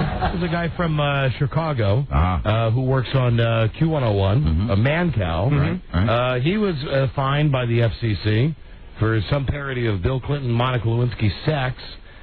So he now says he's had to tone down his show. He says... this has been devastating. Hit music, commercials, anything sexual, I'm dumping it. The rules are not clear, but I'm not taking any chances. There you go. So that's it. That's just, we're the calls that are being made. Just for people that might not know behind the scenes, it's not like there's a big bunch of suits or lawyers. I mean, I will give you the credit you deserve on this. You made this call, and you made it quickly because nobody was going to help us out and make the call as to what we're supposed to do. And now our managers and everybody, and I guess to do a statement, some of your listeners are calling and going, it's amazing you guys are doing a show without the fart jokes and the sex. And it's like, well, hey, not a problem. Just had to adapt, adjust, and now we're ready to assimilate an entire new audience. It's just futile. And if you go back and look at shows that we did before this, it's all about percentages and what we had in there and what we didn't. And it's not as difficult as you might think. We're having fun. Did I mention yesterday at the lunch with Alan? When after I played the game, the What Will Alan Do game? When he sat down and he said, I can't believe, pal, how good the show is. And again, just a total insult right to my face. Oh, absolutely. I can't believe how great it is. But you could push it a little bit. And I said, no, we're back to the same discussion that we were at before. I'm surprised you should. You should have pushed him out a window. Okay. How many farts is okay? Well, I think one is okay. I said, well, to me, farts are like potato chips. Right. I just can't have just one. I can't have just one. So either you got to let me have the whole supersized bag or screw it. Screw it. We'll make our dime without farts. We can do it. Hi, Don and Mike show. Hey, how you doing? Hi, we're doing great. About Mike's Reach Around Cafe. Yeah. Thanks. Look Around Cafe. Yeah. Does it have liquor in the front and a poker in the rear? Does it, Mike? Hello. Track this guy down. Yeah, I'm going to come to your house. I hope you have low jack on you. Don and Mike, hello. Don and Mike. Right. Hey, after your show. Me too. We tried to warn you. When I did that, I told you, and I licked that toad. Boy, did I lick it. Well, just remember, it's not about us. It's between you and the toad. Don and Mike show. Hello. Yes, hey, Don and Mike. Yes. Listen, I watched both Jay Leno and David Letterman the other night, and Courtney Love, she had these green.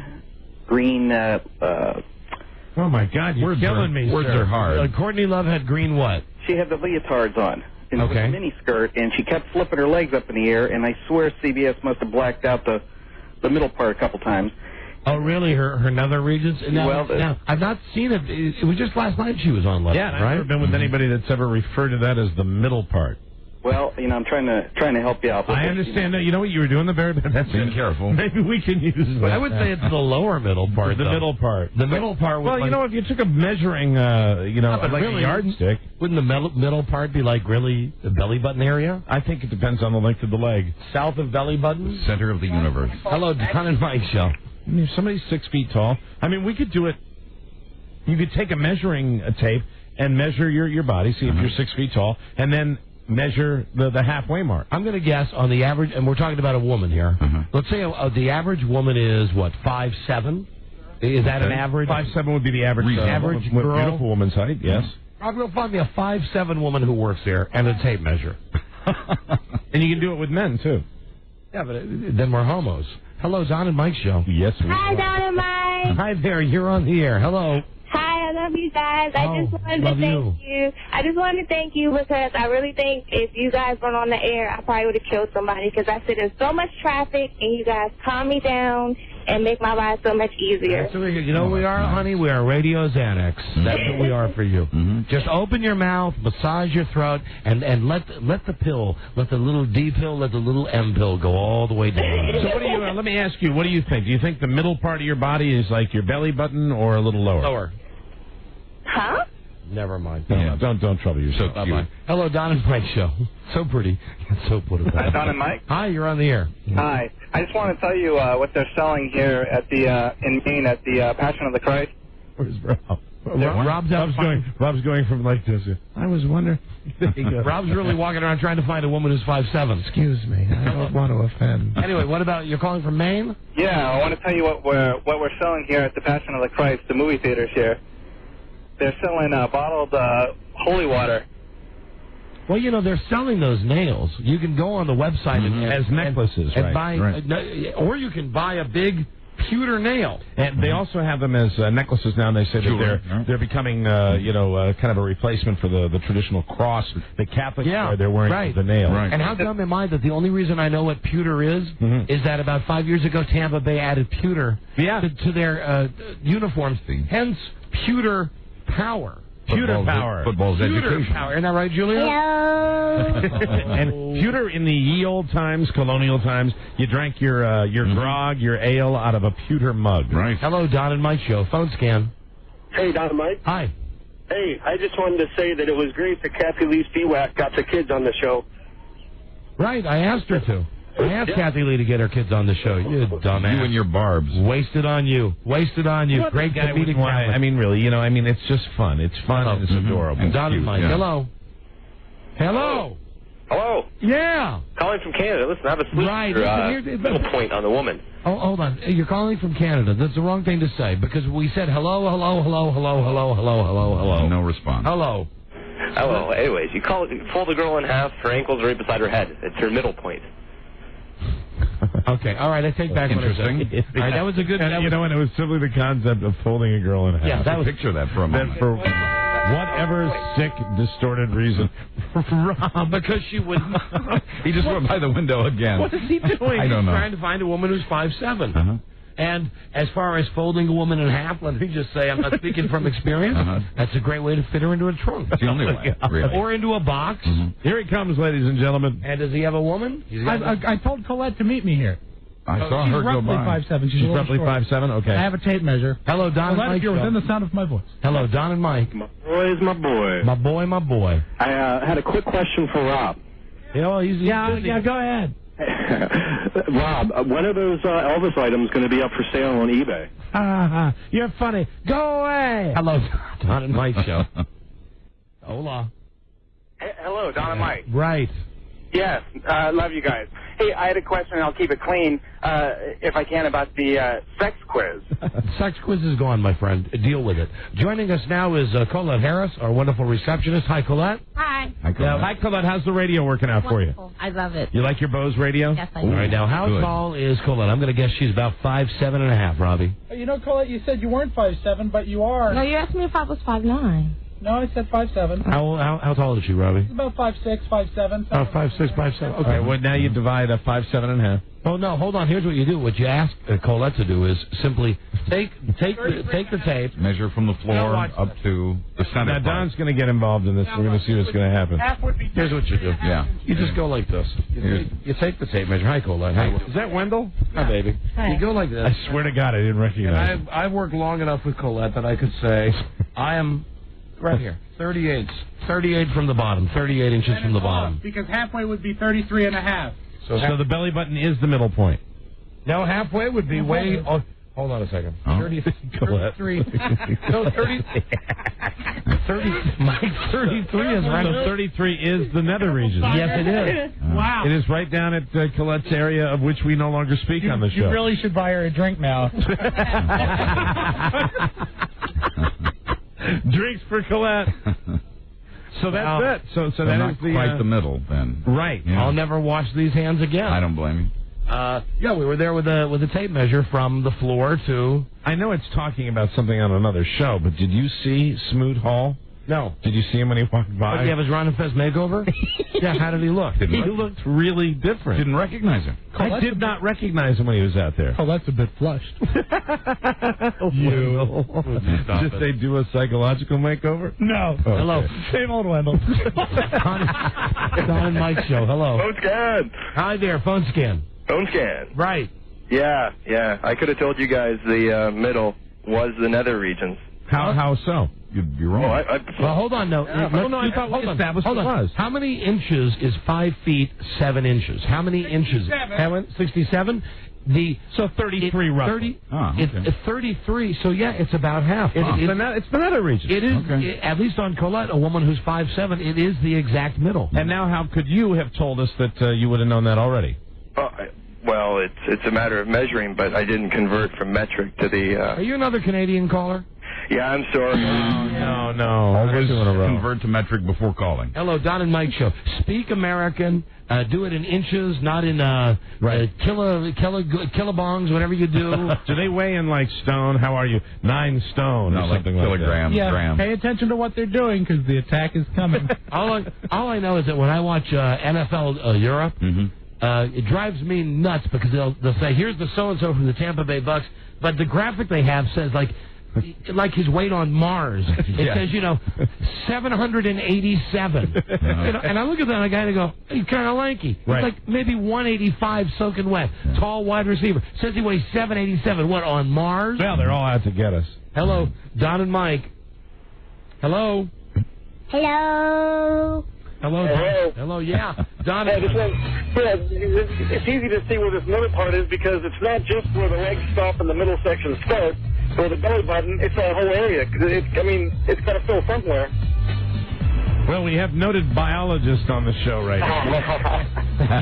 Hello, Don and Mike show. Hi, phone scan. Hey, Mike, with your fondness in Maine and your success of your look-around cafe, any chance of a second location up here in Portland? Yes. Look around cafe. Actually, we are in the works. It's not going to be the same name. It's going to be Uncle Skippy's Lobster House. There you go. Yeah, very excited about that. Don and Mike show. Named after another beloved member of your family.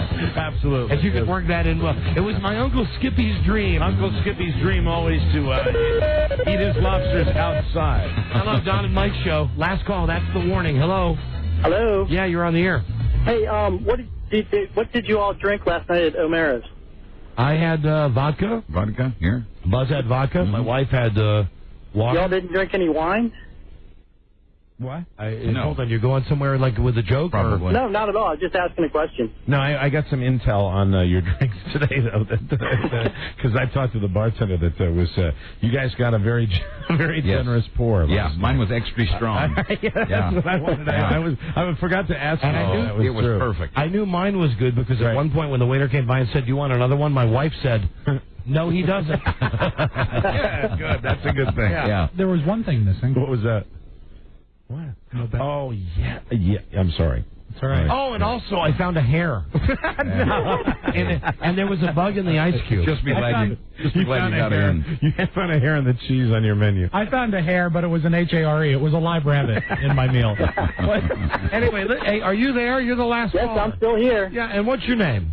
My name is Steve. Where are you from, Steve? From Chestertown, Maryland. Okay, here you go. Do you like Britney Spears? Not really. Perfect. Congratulations. That's a good answer. Then please enjoy Orioles opening day tickets. Oh, wow. That's wonderful. Yeah, see, that's a good trade enough. That's a good price. Opening night, as the Orioles battle the Red Sox, this is the official MLB opener. Oriole Park, Camden Yards, Sunday, April 4th, 8:05.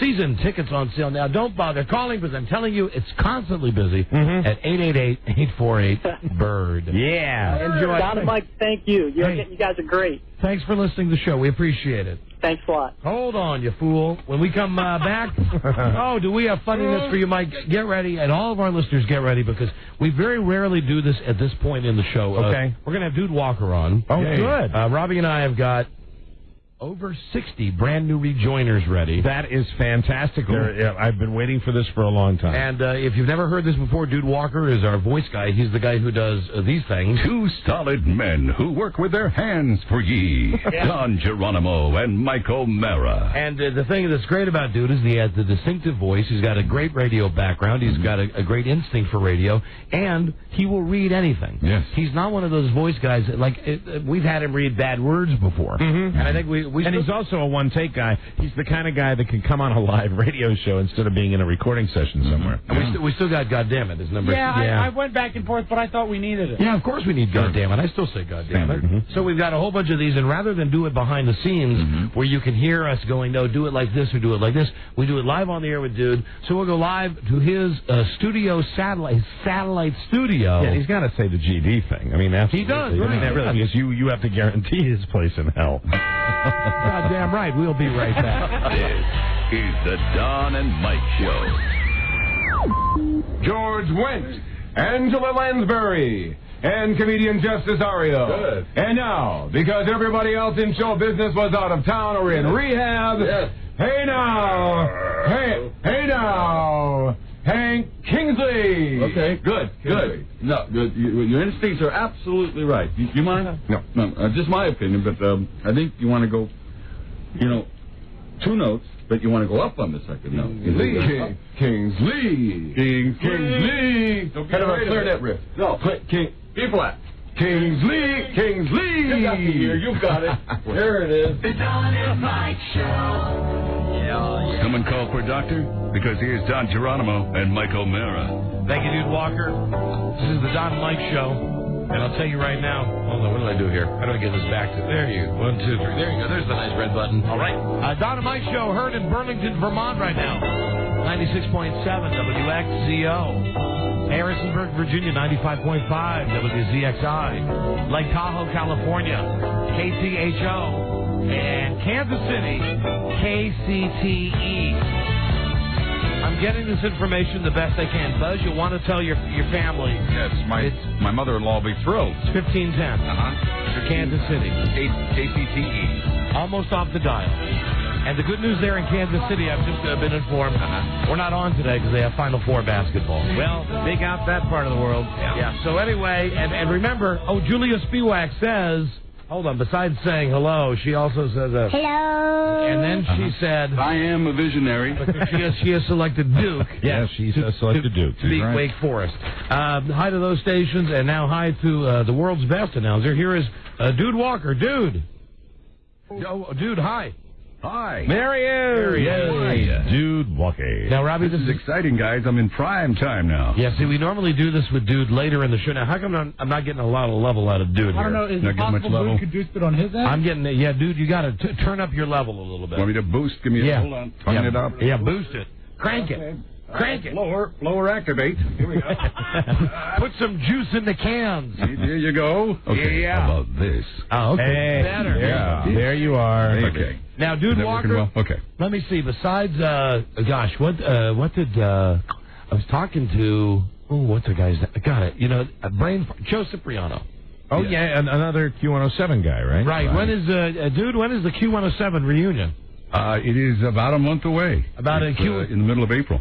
Q107 was a radio station. Dude worked at that station, and I worked at the other station. It was Dude and Doug, the morning show that they did together. And the two stations, PGC and Q107, hated each other. I like giving the history every time we have Dude on the show for people here in Washington, D.C. It was Dude and Doug, Dude Walker, Doug Limerick. Doug is now still with ABC News, right? Right. He's for ABC News. I'm Doug Limerick. You still keep in touch with him?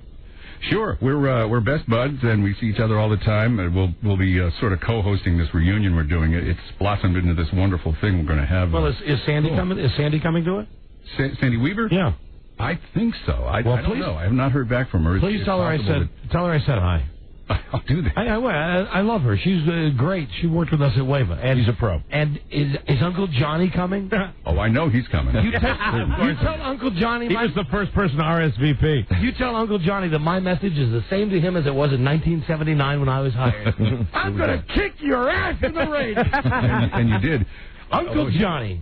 He wanted to do a live version of Pac-Man Fever at the reunion. You remember that thing? Yeah. That'll be great. Jesus. Anyway. Uncle Johnny and his Kiana shirts. Uncle Johnny. I remember that Shannon flies me into town and he says, now, boy, I want you to listen to your competition. You know, it was. Now, you were both on at what time? 6 o'clock, 6 to 10. And 6 to 10 back in those days. Back in the day, in the late 70s, early 80s. That was next to Morning Drive. Doodle, to back this up, back then, that was a very unusual thing to have that time slot be kind of a battleground between you and Uncle Johnny, two very popular discs. Very competitive, like 20 for the young audience, you definitely had to win that nighttime slot. And I loved it because Shannon, we got the time to just listen to this guy. And we're listening to the guy who goes, hey, Q107, hey, I'm Uncle Johnny. How you? Call me with your request right now because I'm crazy Uncle Johnny. And Shannon said, what do you think? And I said, we'll kill him. We'll kill him like after the second show. And anyway, it worked out. And Dude was one of the good guys from Q107. Hey, is Alan Burns coming to that? Oh, sure. Yeah. Sure, yeah. Hey. Definitely, he'll do that. Ask him how he liked nailing my wife. I've never put you two guys together. Isn't he in charge of putting you guys together? He kind of had a hand in that, but I might as well throw that out. He's another one that Frida dated. Did he? I didn't know that. Well, I don't know. I don't know that he actually laid it to sampled the forbidden fruit. But there is a photo from one of their weekends together that is somewhere in our basement where she's standing, like doing something that I would never do. He took her out to a scenic drive where there was, foliage and rope. She's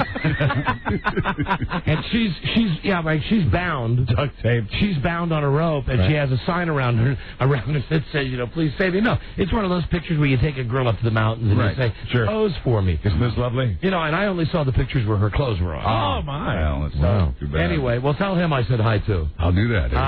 And now, Dude, boy, I'm sorry, we really went down memory lane there. We went down. Fine, that's great. It's good to get back. A lot of these people have never heard this before because it's a whole different audience. It's nice to see all these new faces in the audience.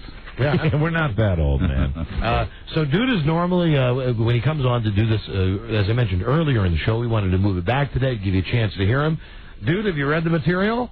I have. It's all sanitized here. Yes, it is. Yeah. Now, I think you'll be pleased to know there's not as much dirty stuff as there was before, but we're still trying. Now, for the first one, Mike, would you please tell Dude, as Wayne Newton, how you said non-blue? Non-blue. Non-blue. They don't work non-blue.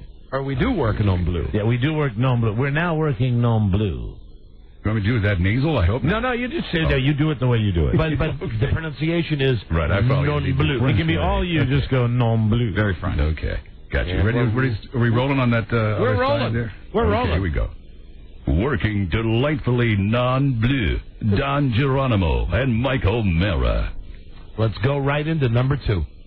Now, even moister, the Don and Mike Show. All right, number 3, I will tell you, this is a dark one from one of the moments when we were suspended. Pray for death, the Don and Mike Show. I love that. What's that say about me? I love that. This is a good one from the news the other day. Number 4. World-class dancers, Don and Mike. Remember those are guys that want to dance with other guys? I like that. So far, so great. I love it. Number 5, this is from months ago, but I know you'll like it. They are the Dean's Peanuts, Don Geronimo and Mike O'Mara. Yeah, and Mike, it's perfectly okay to laugh and make noise. Sure. We're running dude on one of those channels where we say I it love doesn't that matter. one. I do enjoy that one. Number I guess 6. they can't censor these if they don't understand them. Right. Number 6, and this one's a fact. The #1 radio show in Haiti, the Don and Mike Show. That's a fact, even with the change in government. Still number 1 in Haiti. And both factions love us. Yeah, both sides. Number 7, remember The Sopranos. Like the Girl Scouts, they have changed. Don and Mike. To me, that's funny. It ain't rocket science. Right, there you go. This is from the show just the other day, number 8. Noted bonesman, Don Geronimo and Mike O'Mara. Remember we had that guy who was a bonesman? These are tidy. I like this. This one is Rob's, and this was from, where did... medical information. Medical information. Number 9. The cure for pronated foot, the Don and Mike Show. Number 10. Noted chubby chasers, Don Geronimo and Mike O'Mara. You bet we are. We are. 11, and oh so true. Charmingly ghetto, the Don and Mike Show. Number 12. More entertaining than a litter of acrobats, Don Geronimo and Mike O'Mara. I didn't know that acrobats came in a litter. I wasn't sure about that. How they do now. They do. We've made it. We made it our own. Let's see. Oh, like Arnold. Okay. Mike, if you could do the, oh my God, if you could. Oh my God. Oh my God. It's Don and Mike. That's a good one, dude. Yeah. That's a good one. Number 14, this is for infinity. Zero tolerance for stupidity, the Don and Mike Show. Well, we've always had that. Amen. It doesn't always work. Number 15, not really true, but we're close enough. We might as well start saying it. Now in their 20th season, it's the Don and Mike Show. I mean, we're to that point. Yeah, round it off. Yeah. I was the same way when I was getting close to the 20th thing with Frida. Once you're married, actually, I think once I got to 15, I just started telling people 20. Yeah. 20 sounds good. Because did I say 20 last night? Did I say 20? 20 years we've been working together. Been working together. It sounds tight when you say that. Mike, here's one for you in the Look Around Cafe. Number 16, and dude, lots of enthusiasm on the end of this. Is it the Don and Mike Show? You bet. You bet. Number 17. Broadcasting live from downtown Dumbass, the Don and Mike Show. True. 18. Is this a typo? Is that word supposed to be A-P-E-S-H-A-P-E? Oh, ready to pick you up and shake you in a figure 8. Okay, just looked like a typo. I'll read it that way. Ready to go? Do you remember that, Mike? We talked about picking a guy up and shaking him in a figure 8. That was not even on the air. That's like it was started out as a nonverbal with Rob. Okay. Ready to pick you up and shake you in a figure 8. Don Geronimo and Mike O'Mara. It really is the way most, a lot of animals of prey kill their, kill their prey. Right. Number 19er. Something wacky this way comes. The Don and Mike Show. Yeah, that's all right. All right, now for the next one, here's what it is. It's like Seinfeld, where you go, hello. I mean, it's hello. Well, hello. Over the top. La, la, la. Hello, la la la, the Don and Mike Show. That's a good one, dude. That's a really good one. Oh, now for this next one, we had a guy on the show, a porno director. He's talking about actresses, and he said, "They're garbage cans." They're garbage cans. Thank you, Mike. That's the inflection. Would you give it to dude again, please? They're garbage cans. Okay. They're garbage cans, Don and Mike. And we are. Number 22. Let them give ye a comedy facial, Don and Mike. Number 23. Now you just got to say the beginning like Sonny Jurgensen. Now, right. Here's the setup. During a Washington Redskins broadcast, many times when there's a commercial break, Sonny Jurgensen, beloved broadcaster, will turn to anybody behind him and simply say, "Hot dog, hot dog, hot dog," and that's like his order. He wants a hot dog. So you have to say, "Hot dog," like Sonny, like you're calling for one. Yeah, right. But not really calling for one as much as just making the statement. Hot dog, hot dog, the Don and Mike Show. One more time, and Mike, you had it right. Yeah, it's not. He's not calling for it. In fact, he's doing the opposite. What he's doing is he's saying, hot dog. He's like making the statement without asking or anything. It's hot dog. Like hot demanding. Dog. Yeah, well, I'm sorry. The Don and Mike Show. Try it one more time, dude. Hot dog. The Don and Mike Show. Very good. 24. A colossal waste of time. Hey, man. The Don and Mike Show. 25. Listen, rinse, repeat. The Don and Mike Show. 26. Sanitized for your protection. Very good. Don Geronimo and Mike O'Mara. And it sure has been, hasn't it? You know, 27's got to be, instead of rarely, always. Oh, you want to say always? Okay. We always play it, Robbie. They always play the Tard card. Don and Mike. Yeah. See, Rob wrote that as they rarely play the Tard card. I love playing the Tard card. All right, now for this next one, you like Joe Ardinger. This is a last-minute entry. Forget it. I'm halfway home. That's exactly how you say it. Forget it. I'm halfway home. The Don and Mike Show. Right now for the, I like it when they're fresh. For the next one, here's a little a point of reference for you, dude. Good heavens, no. Did you get that? Yes, I did. Okay, roll it. Oh, good heavens, no. The Don and Mike Show. This is one for Tim G. in Las Vegas. Very good. Come, tickle the toes of Don Geronimo and Mike O'Mara. Thank you. Number 31 is very, very true. Words are hard for them. Don and Mike. I like that. 32, this is again from one of the deep moments, deep thoughts. Trying desperately to give the human spirit some credit. Don Geronimo and Mike O'Mara. And it ain't easy, brother. 33, you're going to hear the word possibly, but it should be guaranteed. But anyway, go ahead. Read it as written, please, dude. Possibly crooked. The Don and Mike Show. and that can mean a lot of things. I like that. That's one of those nice statements where you can actually jump around. Number 34.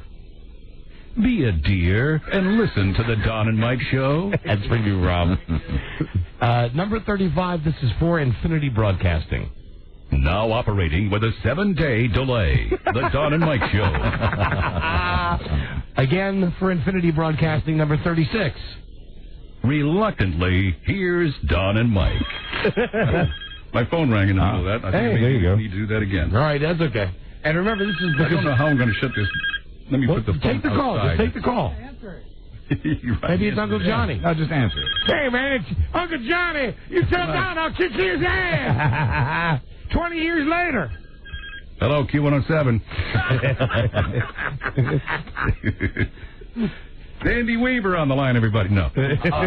Where were we here? We were reluctantly, right? Actually, we didn't get that clean because I think it rang at the end. Right, let's do it one more. Reluctantly, here's Don and Mike. Reluctantly, here's Don and Mike. Can you do it one more way? And this one, just because I think I'll laugh more if I hear it this way. Can you do it? Reluctantly, here's Don and Mike. Okay.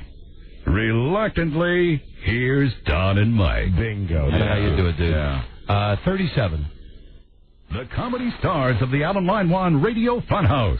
Don Geronimo and Mike O'Mara. So nice to give him credit. Number 38. Now, dude, this is a slogan that I came up with one day, and I think a lot of radio stations are going to steal this. So give this first part a lot of real enthusiasm. Stay listening. The Don and Mike Show. Yeah. Remember one day I thought that was the great new slogan? Yeah. Stay listening. Stay listening. There it is. You're going to be given all the credit for it. 39. They are entertaining always. Don and Mike. Yeah, right. 40. Not yet available on DVD. It's the Don and Mike Show. 41 for Infinity. They and this phone. Wow. Hold on. Is that a cell phone, dude? What? No, it's not. It's the home phone. Hey, I've got the same thing happening. Hold on. Where's my phone? Don's going to get your older one. Stu can play this game. My phone's getting a ring, too. Are you there, dude? Okay, where were we now? There we go. We are at, they respectfully decline. Oh, that's right. They respectfully decline. Don Geronimo and Mike O'Mara. Amen. At 42, listen, for all of you listeners, if there's ever been one that's true, this is it. If you're listening to the show right now, today. Is a good example today.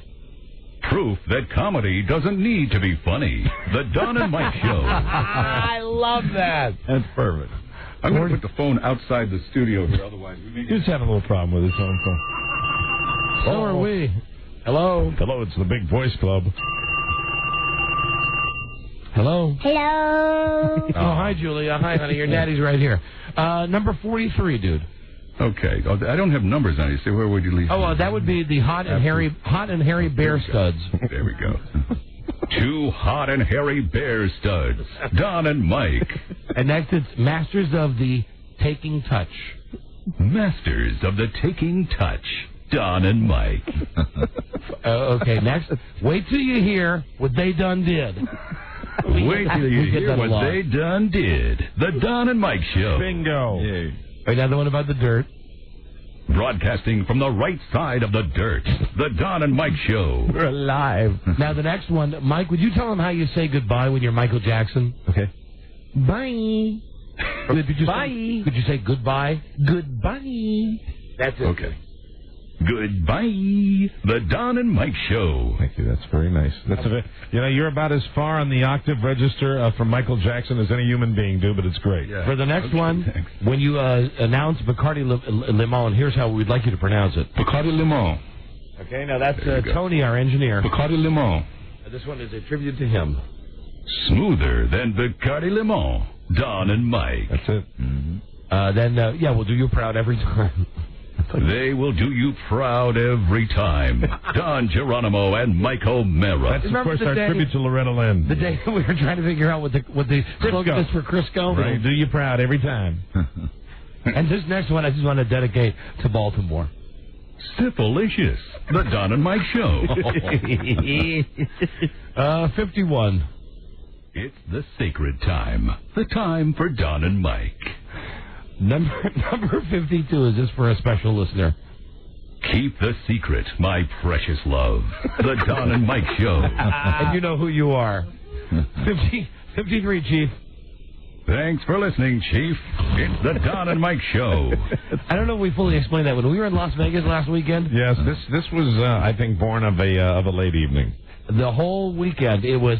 How you doing, Chief? Yeah, Chief. And we, at one point, I think when we were at dinner the first night in Las Vegas, the goal was to see who could say Chief to as many people as is humanly possible. Right. And a lot of people didn't get it. And then finally one waiter came by and he gave it back to us. Thanks a lot, Chief. You're welcome, Chief. Here you go. New Dimensions of Hatred. Featuring New Dimensions of Hatred. The Don and Mike Show.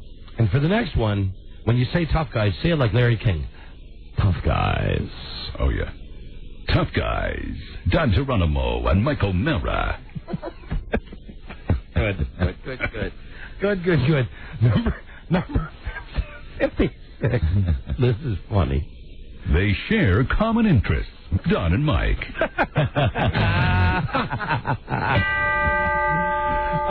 Now, the next one... you got to do it like Rick Dees.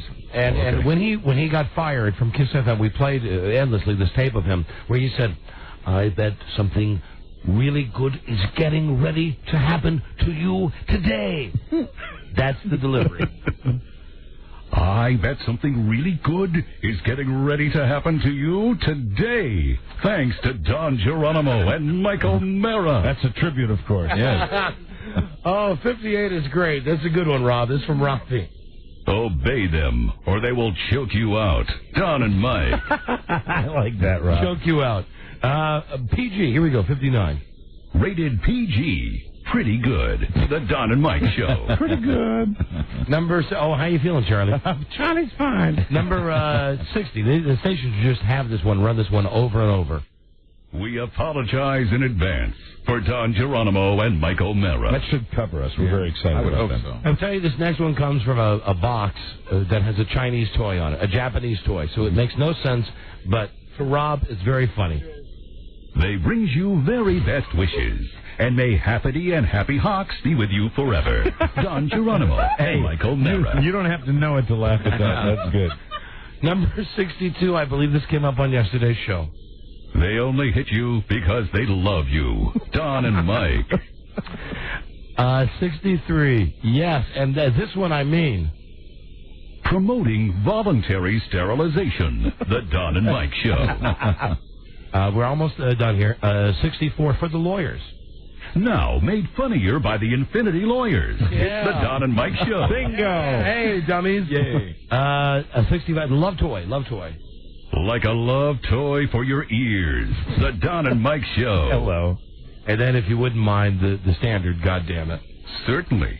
God damn it. The Don and Mike Show. Yeah. Hold on, there's one more that we'd like you to do. I wouldn't get. Can I give him one and it'd be easy just for him to repeat? Sure. Hypnolarious. Oh, yeah. It's a show I saw. Yeah, go ahead, dude. Hypnolarious. The Don and Mike Show. Excellent. And now this one you don't have to say the Don and Mike Show after. Okay. Just as angrily as you can. Request denied! Request denied. Thank you. Yeah. Dude Walker, always a pleasure. That's why the guy is the best. I mean, I'm serious. Voiceover work, commercials, radio stations for your sweepers and stuff. And he can fly I just heard you were plugging one of the stations that I got because of you, I guess. It was the Burlington, Vermont station. They're one of my regular stations. And I hear you. I hear you on. I'm listening to the. Troy Aikman is a retard, and he's got a show that's on Sundays, and this station runs it. And Rob told me, you got to hear it, because Troy Aikman really sounds like a guy who's had 8 concussions doing a radio show. Right. Wow. So I turn it on, waiting to hear it, and the first thing I hear is Dude Walker going, welcome to the Troy Aikman Show. He may slur. And then it's like, die!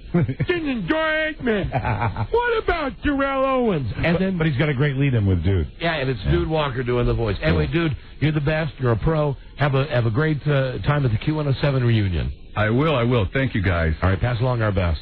I'll do it. Okay, bye. Thanks, Dude. See ya. Bye-bye. That's Dude Walker. Is he not the best voice guy in the world? He's great. Very nice guy. One of the nicest guys. And I think that comes across on the radio. He's one of the nicest guys you'll ever want to meet. So you'll be able to hear those over the coming weeks. And now let me just ask you, ladies and gentlemen, are you ready to win some cash and win some prizes? All right. Are you ready? Mike, let me ask you, are you ready to play the new game show sensation, Sweep of the Nation? Are you ready to play Name That Noise? I'm ready. Hold on, I didn't hit it right. Do I get to play the home version? No, because this is the one where we ask people to make noises. You act like I know these things. You look at me like I have any knowledge of what you're doing. I'm going to give you the runaround right here. Okay. The run through. Well, that's what I meant. Like I get to give I'm the demonstrator puppy over here. No, you're not. I don't. What is my job? Your job. I'll tell you in a moment. All right, very good. As we get set to play America's favorite sensation, Make That Noise. Oh, Make That Noise. How do you play Make That Noise? It's very simple. How do you play it, Don? You call us up at 877-365-3636. Then we go around the room. Mike, on the old show, that would have been a sound we would have had.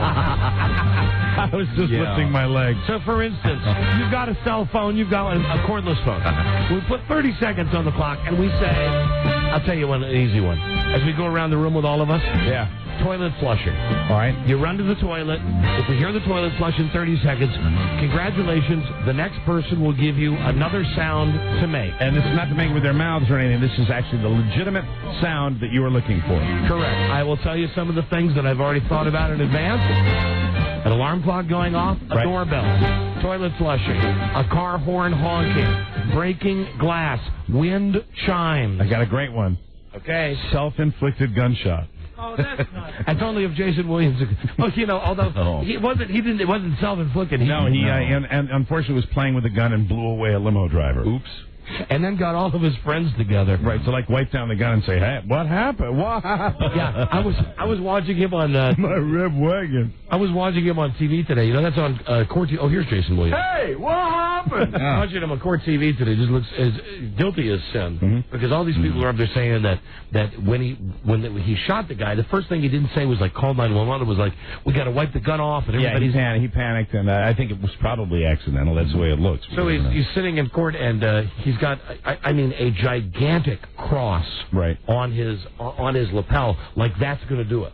Like the jury's going to hear the testimony and go, it's weird. You know what? He's got that gigantic cross. He's okay. You know, I followed this really closely, and I've seen a lot of interviews with people, some of the people that were involved with this, and really what it sounds like is a bunch of guys that were starstruck because he's a big NBA guy, and they all were cowards, and they all panicked, and it really sucked. And the other NBA note that I have to mention, just because you got to know the history of these guys.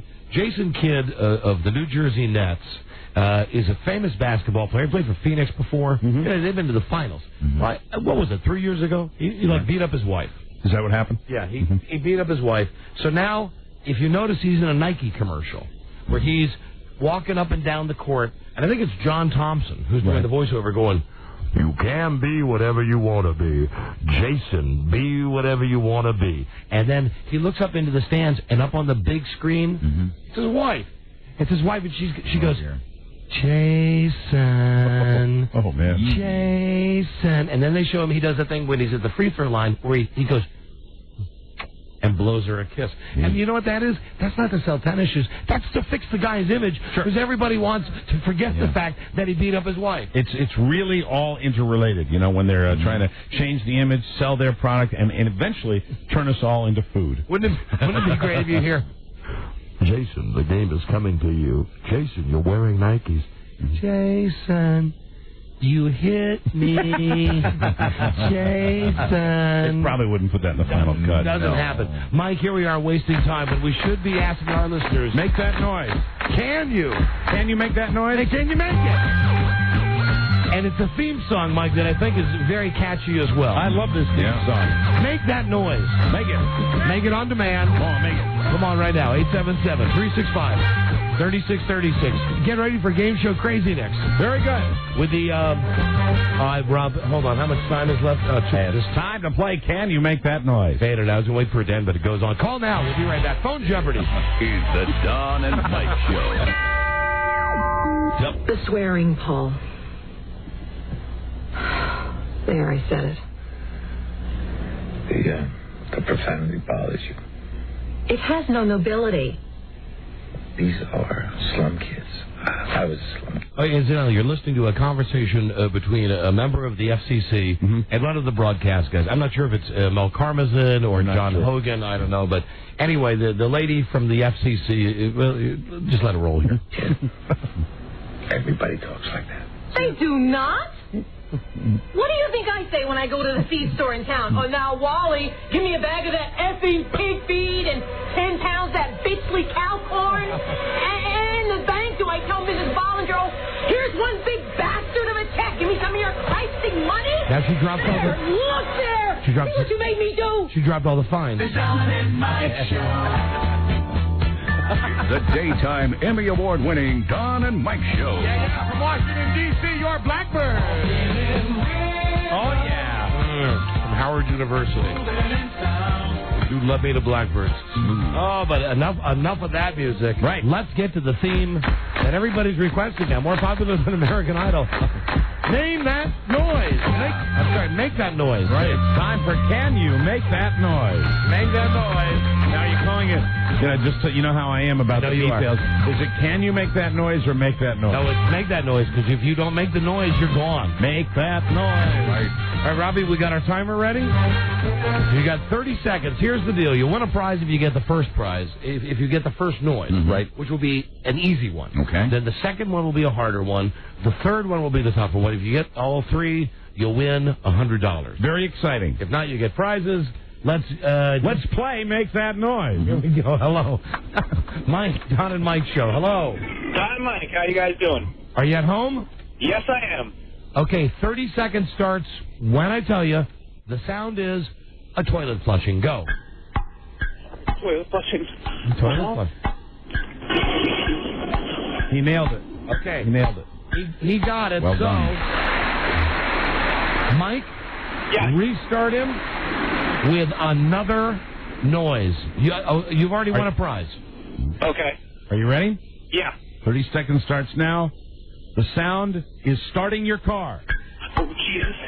Okay. Starting my car. All right, here you go, guys.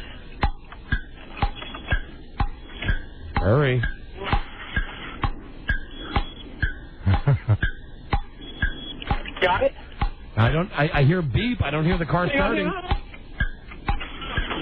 There it is. You got it. You got it? I heard it. Oh, barely. All right, you got How it much now. time did he have left? 2 seconds. 2 seconds left. So you've already won the Oz DVD, courtesy of HBO, the American Splendor DVD.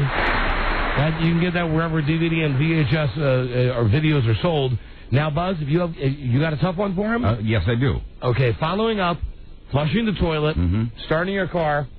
Buzz, in 30 seconds, what sound do you want? I'd like to hear the washing machine filling. I'd like him to... Oh, Jesus. Turn on... Washing machine in the basement. Go, Bobby. Tick, tick, tick. Sounds like a townhouse. Tick, tick, go. Here we go. Here you go. How can you do this fast? Did you get it? No. No? Got to put the phone closer to it. Okay, here you go.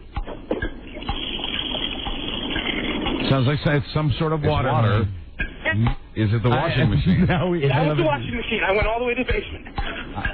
I've got a sound that he could test that we could prove it. And I know how we can verify that. Slam your lid of your washer right now. Okay, hold on. I gotta go back down. Why did you leave? Hold on. You weren't at your washing machine. Yeah, he's faking it. No. He's faking it. You can tell by, hello, crazy. You weren't at the washing machine. There wasn't enough water there. It was too trickly. How was that? I was slamming the lid. It's tough to trust him.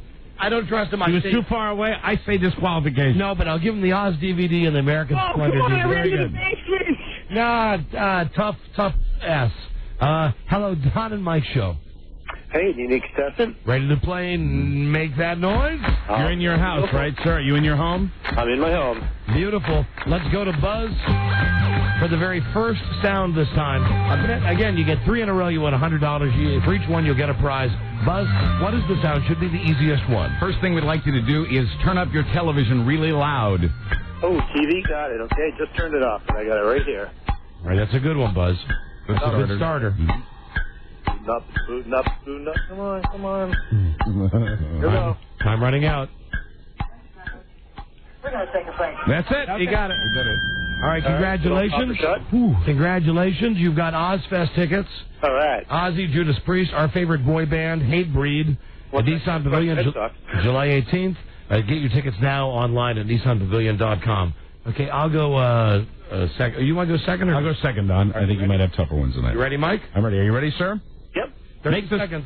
30 seconds starts when I tell you to make the sound of keys shaking in a coffee cup. What? Say it again. Car keys in a coffee cup. Put your car keys in a coffee cup. I'm here, kitchen. Got my keys. Hold on. How's that? Does that sound like a coffee cup? What kind of cup is that? Is it a tin cup? It's actually a tin. It's like a cookie tin from, It's not a coffee cup. Sorry. I guess for a coffee cup. Mm-hmm. I'm sorry, you've won the Oz DVD. Thank you, though. Thanks for playing. Make that noise. You know, I think we were all looking for that ceramic sound. Yes. Let's go Not to... a difficult sound, No. Jennifer. Jen? Hey, Don. Jen? Don? Oh, no, who's this? This is John from Ocean City. Oh, hold on a second. Where's Jen? Jen? Yeah, I think you got me now. Yeah, let's get a girl playing the game. Jen, right. are you ready? I'm ready. All right, Mike, why don't you start this time? Okay. All right, here we go, Jen. 30 seconds starts now. Ring your doorbell. Very easy. I don't have a doorbell. Oh, I'm so sorry. Can I knock on the door? You want me to give her another one for 30 seconds since she doesn't have a doorbell? I live in a ghetto house. All right. Give her another one, Mike. Okay. Well, I've got a tough one here, but I'll give you another easy one. Hold on. I'll give you. Let me do 2 of them here. Okay. I've got a real easy one. Okay, go. All right. 30 seconds starts. Make the sound of a hairdryer. Go. Oh. But don't pretend the sound. Right. Go to the. Got it? Yep. All right. Good job. Second one. Yep. 30 seconds. Go break a dish. All right. How about a glass? A dish, darling. A dish. Okay. Here we go. You hear that? Yeah. Okay, you're 2 for 2 now for $100. Buzz, you got a tough one? I need you to turn on your vacuum cleaner. All right. You have 30 seconds. Pretty good, Buzz. Wow. Yeah. Be a small apartment. How the hell? It's ghetto. You live in the ghetto, yet you were able to get all of those sounds together. I know. Very, very good. You did a good job. Good job. Wow. Now, what were those sounds again? It was, I wanted to the hair Hair dryer. dryer. Run the hair dryer. Break a dish and start the vacuum cleaner. listen, you won, hold on, Jesus Christ, so much stuff. The 7-Eleven Atkins prize pack.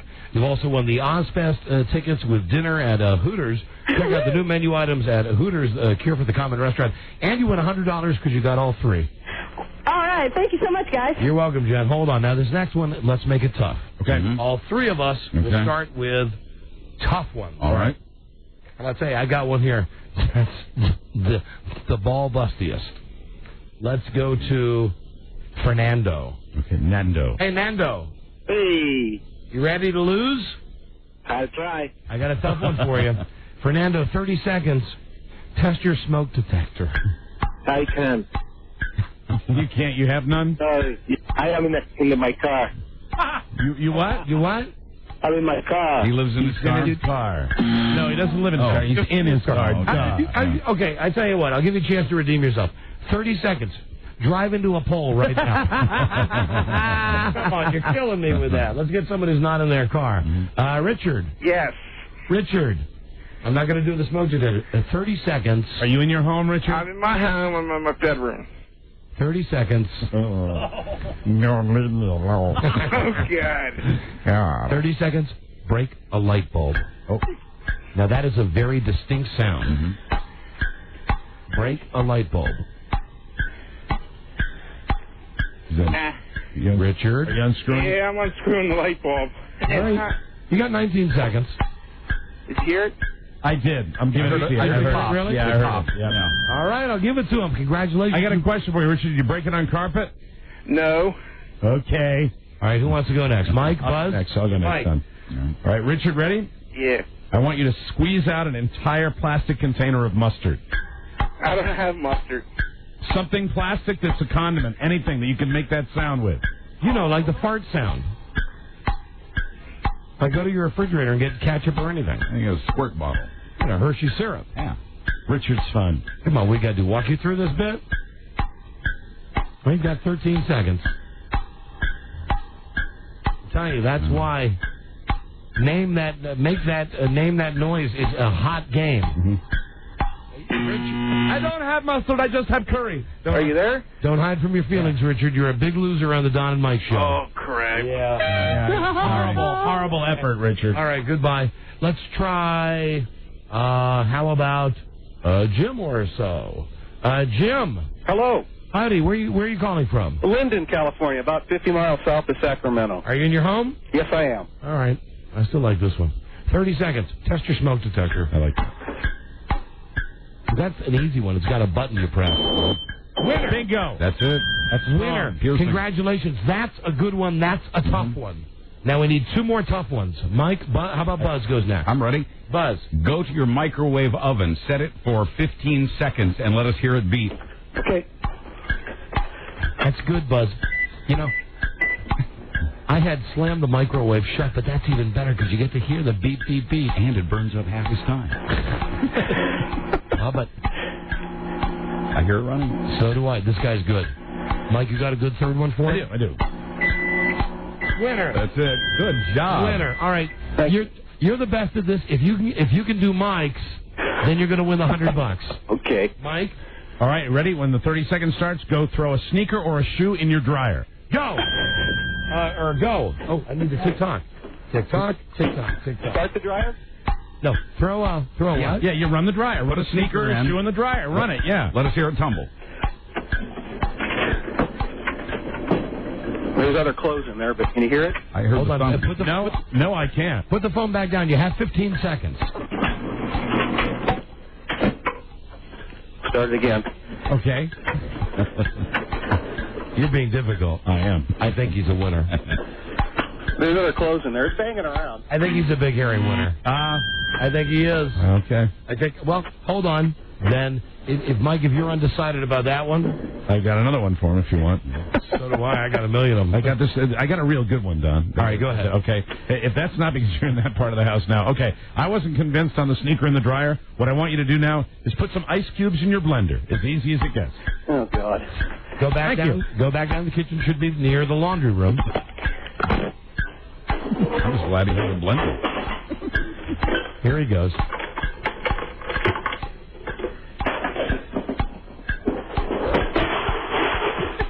You got 15 seconds. That was the end. Yeah. Yeah. There it is. Good You job. rock. That was a good effort. Winner now. My wife's going to kill me. The kitchen's a mess now. You got the Ozfest tickets, Ozfest giveaway, dinner at Hooters, courtesy of Ozfest Nissan Pavilion, and Hooters, the Cure for the Common restaurant, $100. What a deal. Do you want to go double or nothing? Ooh. Double or nothing? I don't know. What do you think? Double or nothing. Well, America loves a gambler, sir. Go for it.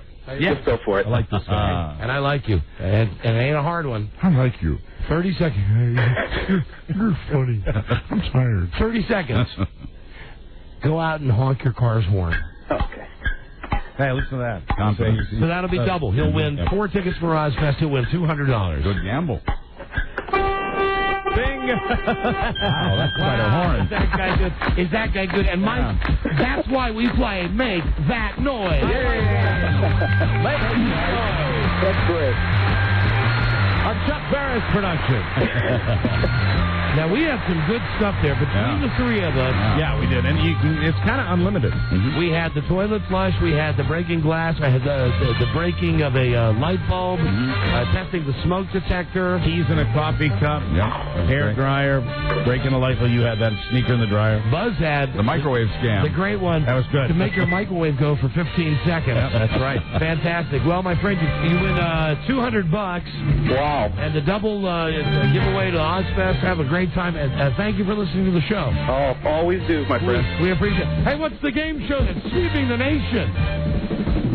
It's Make That That sound. No, make that noise. Say it again. Oh, make that noise.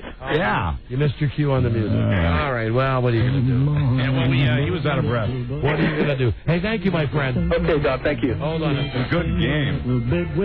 And now the next time we play it, we'll even think about harder things to do. I'm very disappointed I had to scrape off, self-inflicted gunshot wound. But, with new indecency standards and all that. Well, no, I think that would be okay. As long as he wasn't farting or having sex while he was shooting himself. Yeah, and if you chose the proper area of the body, it'd be a little painful. The one that I didn't get to was I did have fire a gun. Because there's that certain, how you doing? Yeah, how are you? They'd be ready for it. Fire a gun! A world where owning People be radio prepared next was time. strictly forbidden. You're voted. One man found a way to bring good news to his people.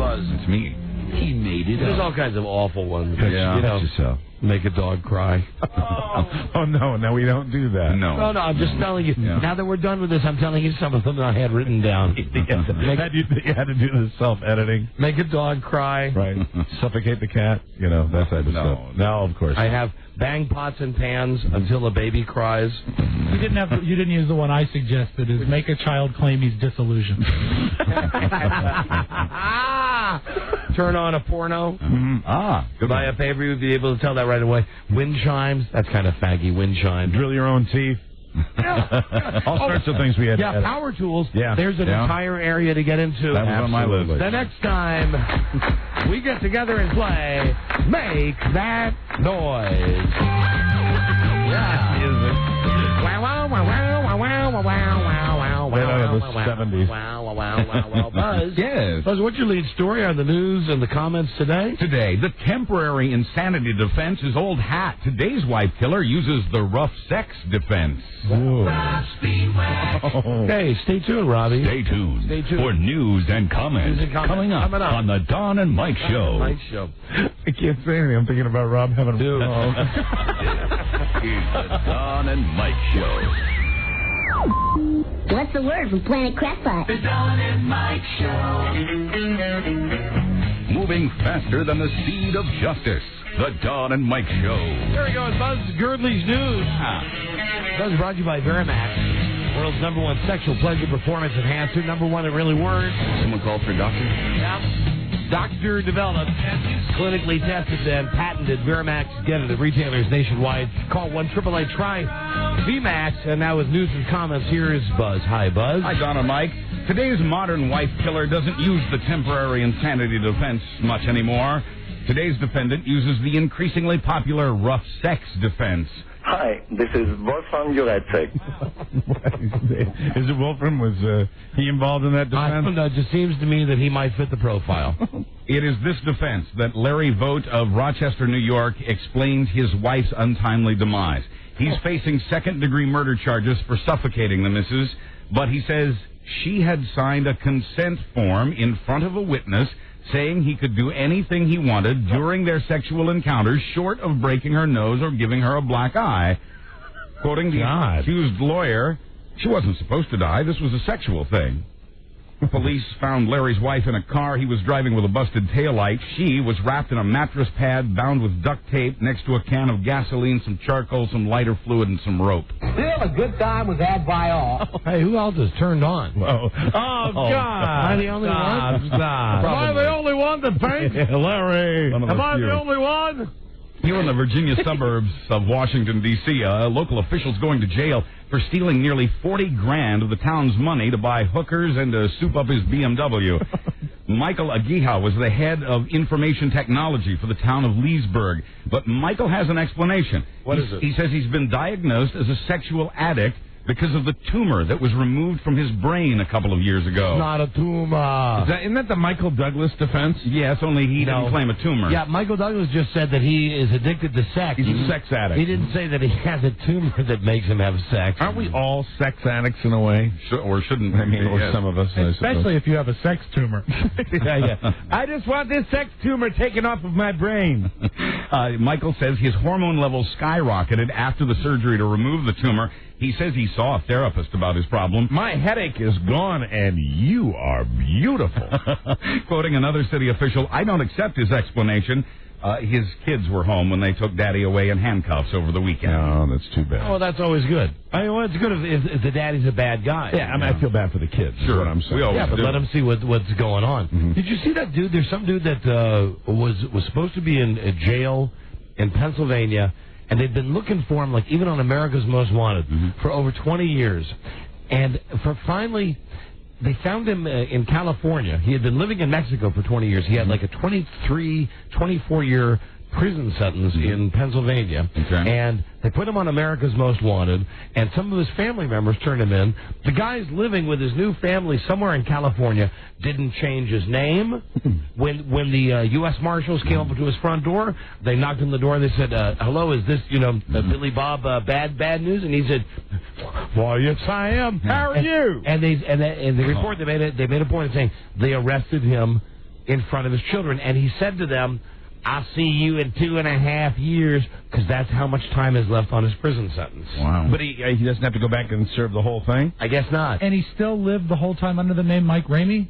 Yes. Yeah, he never changed his name. Always. He never changed his name. He is in jail always. But let the kids see it. Let the kids see it. It's rough on a kid. So you think the kids should see it? I don't know. You think the kids should see it? Yeah. I don't know. No. Kids don't have anything to do with it. Yeah, but I know. If the guy's a big loser like that, what the hell? Let the kids see. I guess You are the hanging judge. They need to know where Daddy went. You are Judge Roy Bean. Thank you, Mike. Thank you. Where's your Messiah now? Where's your Messiah now? Guilty or innocent, Judge? I'm talking about Jim Caviezel. Guilty. There you go. Talking about Jim Caviezel. He's guilty, Buzz. Who played Jesus in The Passion of Christ, the Christ. Hey. Joe made me do that. You made a Joe mistake I there. did. Jim's been practically deified for his work on the movie, but it turns out that the Christ you saw dying on the cross in that movie wasn't Jim. Oh, no. Was Double? it a stand-in Jesus? It was a robot. The wind was howling in 40-degree weather when the movie was filmed, much too cold for a guy in just a loincloth. Oh, robot. Robot. Mr. Tom. Robot. The robot reportedly cost around $200,000. Like Jaws. I will take water. Yeah. I will take water and make it into wine. Robot, now, look. I'd love to know if anybody that saw the movie could tell. Yeah, if they knew that. Apparently, the robot, the reason it's so expensive is it wriggles. Bread. God. Yeah. Bread for everyone. This was no boating accident. Same guy who played Jaime on Get Smart, actually. I am the stunt Christ. Wow. How may I serve you? Yeah. My name is Data. A robot. Wow. How can you make the Janet Jackson thing work for you? Ask Eric Stevenson of Salt Lake City, Utah, who's now suing CBS and MTV. Hey, way to go, ass. He's filed a small claims case accusing the network's parent company of deceptive advertising. Oh, come on. Go scratch. Well, he may be half right. He says he was deceived about the content and quality of the Super Bowl halftime show. Viacom says the case has no merit and expects it to be dismissed.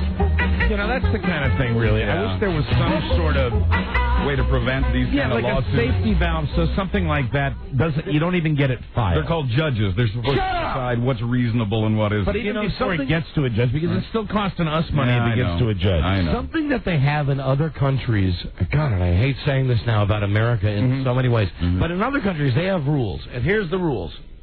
If you sue somebody, and it's for some nutty thing, like, hey, Mike, there was food on my menu last night at Mike's restaurant. I'm pissed at Mike. I'm going to sue Mike. Right. Well, we go to court, right, and a judge would say to me, Donnie, D-O-N-I, you're out of your mind. Right. So I lose the case. You know what they would say in Europe or these other countries? They'd say, not only did you lose the case, but because you brought this frivolous law. Yeah, because it had no merit, and we have determined it has no merit. Guess what?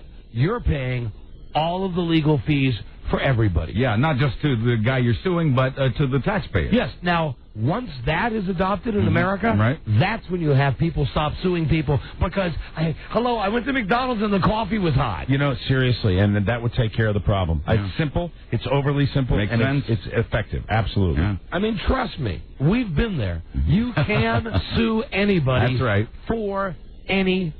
And really make the the whole issue about going to court and getting involved in the legal system is, you're rolling the dice to see what's going to happen here, and let's see what happens. If you're going to be paying the price yourself, if your lawsuit that you bring isn't doesn't have merit, then you're going to get penalized. This guy can't be serious. I'm thinking about suing Infinity because I'm finding that I'm running out of gas about this time every day in the show, and I would like to be able to leave for your chronic fatigue syndrome. Yes, for my CFS. Yes, chronic fatigue syndrome. That's brought on by the CF. I have CFS. Work related. Yeah. In Sanford, Florida, a woman has been bounced from her... Sanford, Florida? Yes, as Sanford. in Fred? As Sanford, Florida. It's the big one, Elizabeth. A woman there has been bounced from her teaching job. Just let me say hi to... A lot of you don't know that Grady from Sanford & Son currently works right here in D.C. at Channel 4. Jim Vance. Anchoring the news. I'm Jim Vance. In Sanford, Florida, a woman's been bounced from her teaching job after lifting her sweater at a Super Bowl party for a photographer friend. Yeah, baby. None of her fourth graders were present, but somebody emailed copies of the photo to her principal, the superintendent, and the school board. Yes. This is the world we live in now. Yeah. Quoting the teacher, 2 a.m, the Bud Bowl beads were being passed around, and everyone was teasing me, saying, you got to show your... Right. So Stacey Cherry now admits it was an error in judgment. Her principal says otherwise she was a great teacher. Oh, come on. She's also very good looking. Wow. Mm-hmm. That is so unfair. Poor Miss Cherry. Don't put up on. What can we do for her? I am glad I'm glad someone has finally organized this information. All right. Blender Magazine is coming out with its list of the 50 craziest pop stars. Oh. I haven't seen much of the list. They're holding it back for publicity reasons. We'd be, we would be very good at putting this list together. We could do that ourselves. easily. 50 craziest? Well, of course, Ozzy has to be on He's there. on the list. Ozzy has to be there. I would say Stones, Jagger has to be on the Angelina list. Jolie. At least one of the Stones. These are just pop stars. No, these are just pop singing stars. Right, and they found 50. They had no trouble finding 50. Rocker Tommy Lee. Yeah, I'm sure. I don't know. Again, I've only seen part of the list. They're only letting part of it out. Can they be dead? Courtney Love is on there, I'm sure. I don't think so. I think they have to be living. I got a list. Elton John and Kiki D. Elton's on the list for sure. Oh, is he really? I'm doing this as I'm just looking at the list as a goof. Stars. How about ELO? I don't know. You're just looking. How about the Bangles? You're looking at your CD collection. How about Frankie Valli and the Four Seasons? I don't know. How about Jackie Wilson? I don't know. How about Lou Rawls? Lou Rawls. Lou Rawls. He might be on there because he just did some time. Hey, you know what? It's always an excuse to play a little Lou Rawls, though. Buzz, where did Andy Williams come in? I don't know. I don't know if he's on the list or not, but Pop it's possible. stars. Whitney Houston is definitely there. The magazine saying she makes Bobby Brown look like the sane one. Mariah Carey, R. Kelly, and Britney all made the list. And you don't need a roadmap to know who made number one craziest pop star. Who? Michael Jackson. Oh.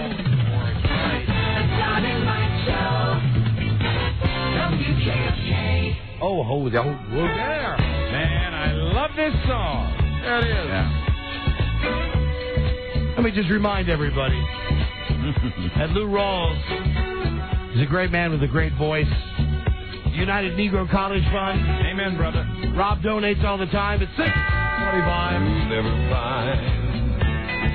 How you doing, Lou? Incidentally, kids at home, that's the way it's supposed to be done. You know what he hawks now is insurance for old people. Yeah. Of course it's life insurance for old people. You know.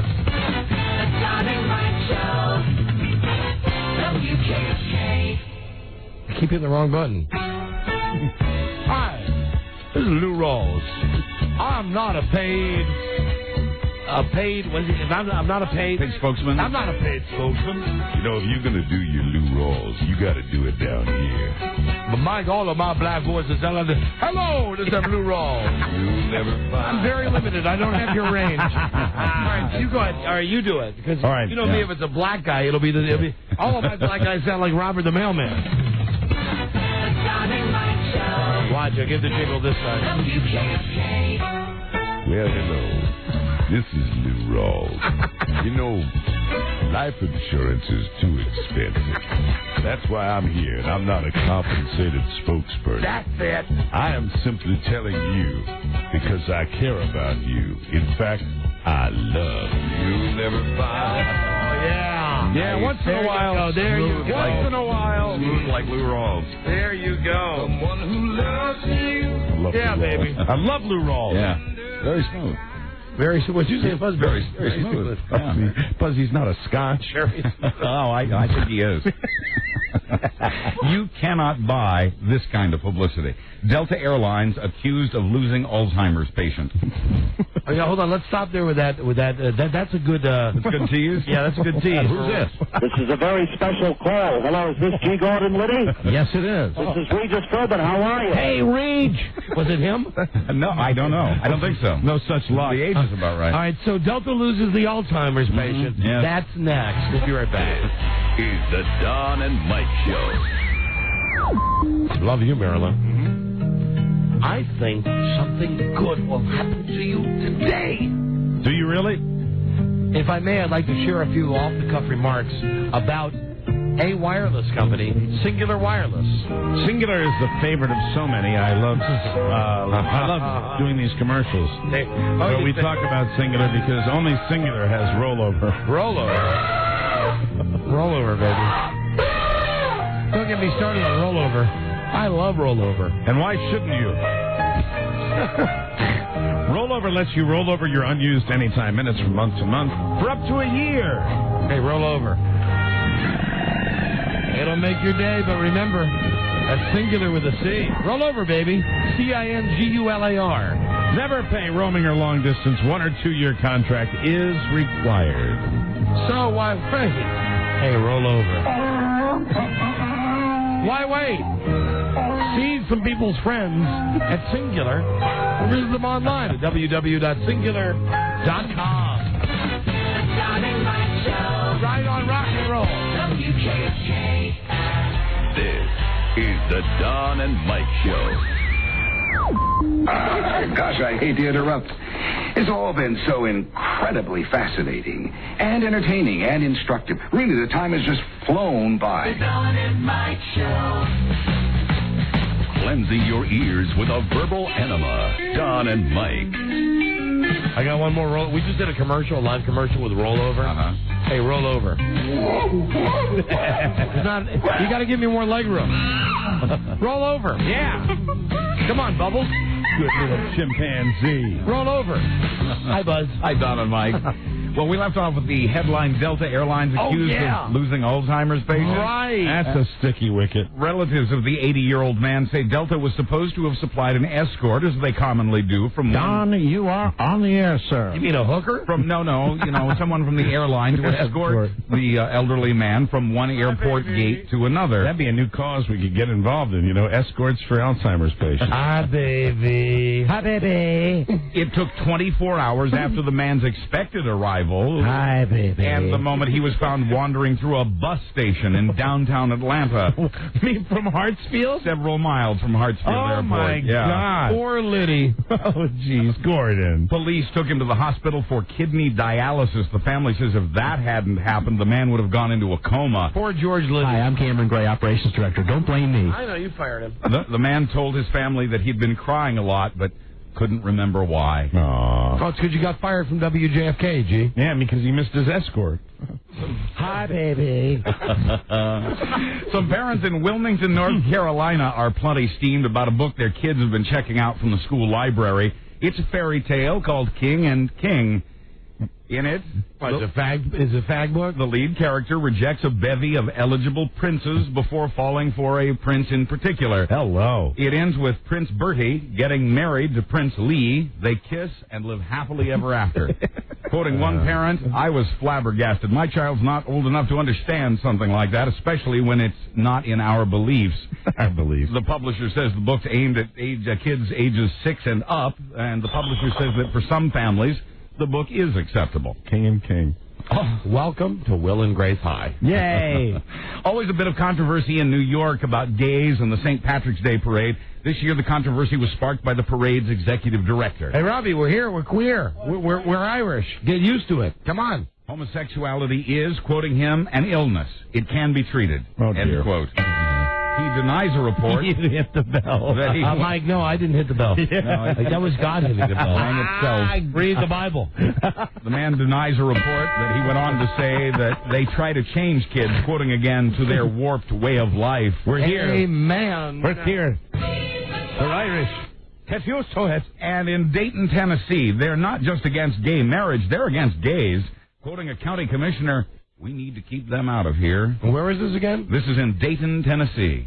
Let me get my wife on the phone. We're moving to Dayton. Dayton, Tennessee. Dayton is a game that grown-ups play. Is this the town, Buzz? Now, yes, I'm guessing you're guessing correctly. Yeah, where they actually had a city council meeting, and the report that was on the Today Show was they had one of these people actually on camera with the name, right, where the woman said, we don't want them living in our community. And it's not like she's got a hood on her head or she's hiding. Right. She's out there. She's a council person saying, we don't want them living in our community. Why don't you move across the river to Tolerance, Tennessee? It's a conservative spot. Rhea County is where evolution was put on trial in the Scopes monkey trial. It took a federal judge to get the county to stop Bible classes in its public schools. Incredible! But this time is actually going on the record. Yeah, they want to make it a law. Right. Can't be there are gay. a lot of people that are probably happy. This is another one of those deals. You pay attention to this crap, and you forget about the fact that people are, getting their heads blown off. You know, if I could just, Mike, would you give me that USA Today for one time? Absolutely. This one right here? Yeah, the purple one. Give me this part. America's newspaper. That's the sports. There's one part.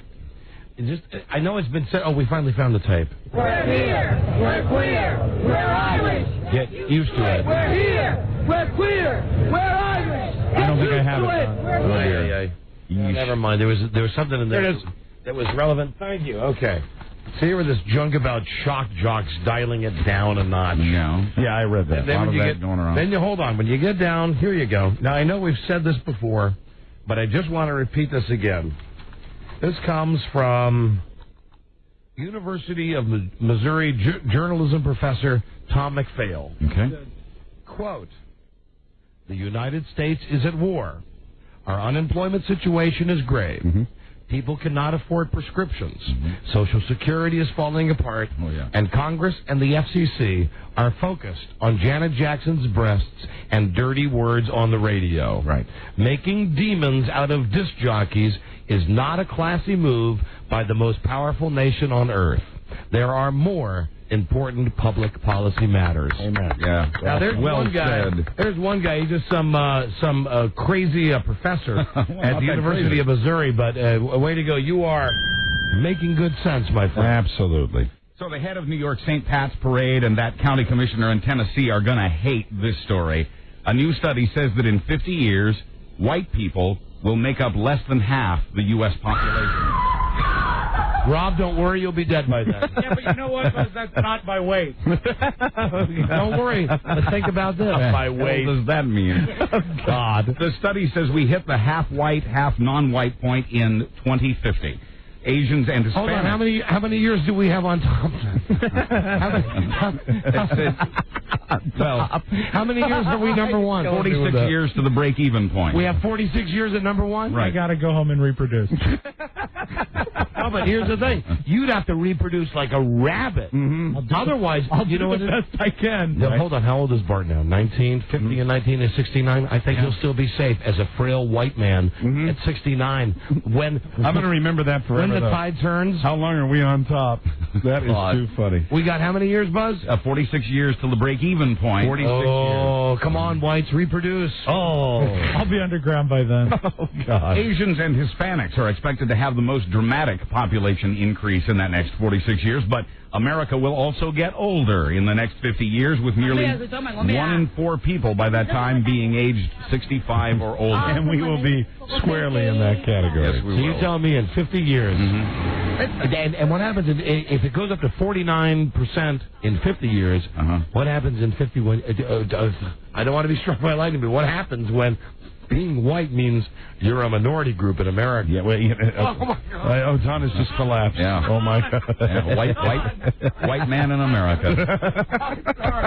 I'm sorry. Hey, you know what? By that I time, lost my balance for a moment. Don, don't worry. By that time, somebody will be losing you at the airport.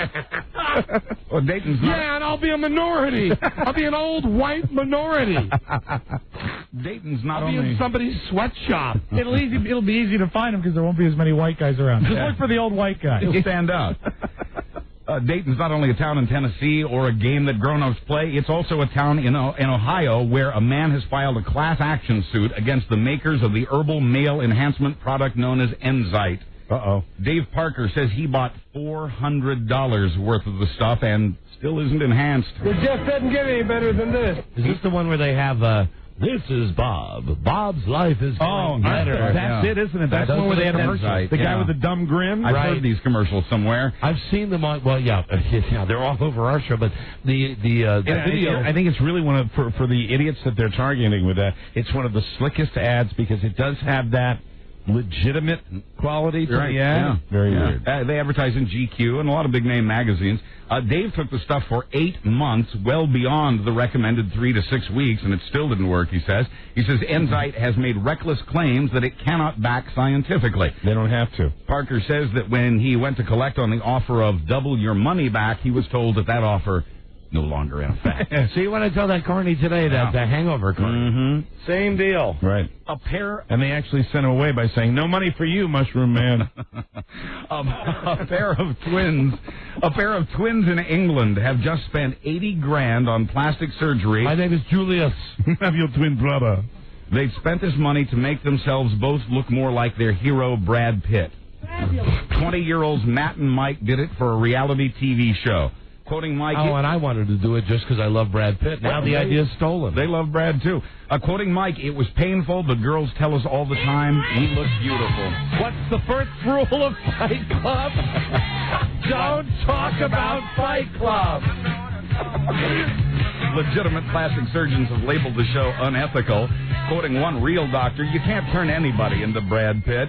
Even Matt and Mike might agree with that now. They do look better. They don't look that much like Brad. Oh, and what's he going to do in 50 years when he's the minority? He's going to be a good-looking minority. You don't have to worry yet. Other contestants hope to come out looking like Pam Anderson, Elvis, and Kate Winslet. All minorities in 50 years. Kate Winslet. Yeah. P.U. Man, oh, man. P.U. I saw her being interviewed. Is she in the Jim Carrey movie? Is that the movie that she's in? Mm-hmm. Yeah. She looks to me just like she did in Titanic. The thing is, you mean beautiful? Yeah, right. That's the word I'm looking for, Buzz. Buzz is a fan. Buzz is a fan. No, They've already started the prescription for that Kate Winslet lady. They've given her lots of pastry. In sports, in a bold move, Major League Baseball has banned a steroid that's already illegal. Way to go, Bud Light. The league has bravely banned THG, a designer steroid that was formulated to avoid detection. Commissioner Seelig calls it a step toward zero tolerance. Any comment from Jason Giambi or Gary Sheffield? No. Of the New York Yankees? Jason Giambi had this announcement today, and please don't delete me out because I'm going to be I'm going to make a medical statement. Okay. His testicles, Giambi, and he says it's not because of the steroids. No, not at all. He's lost a bunch of weight, and now all of his, as a matter of fact, he's finding all of his organs are shifting upward. Yes. Yeah. Migrating. Right now, his liver is on his left shoulder. Very, very dangerous. It's got to be uncomfortable. Quoting a spokesman for the Players Union, I don't think it has much merit. And football was never like this. In Hackensack, New Jersey, a former high school athletic director has pleaded guilty to spanking a 17-year-old boy in his office.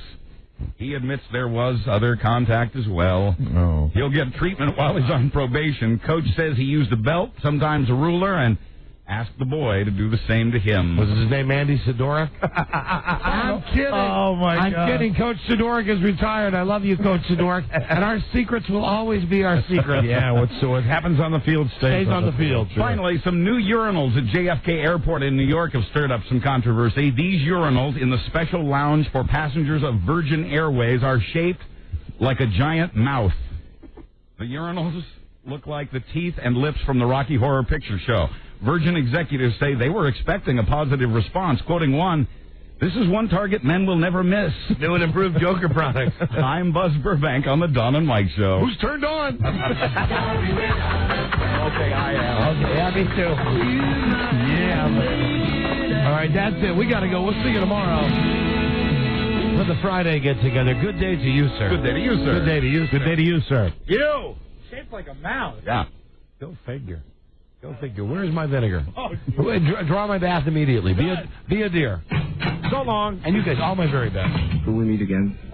This is Sammy Davis Jr. saying, be kind, be nice, and I hope the next performer has the pleasure of having as nice an audience as you've been tonight. And let me leave you swinging.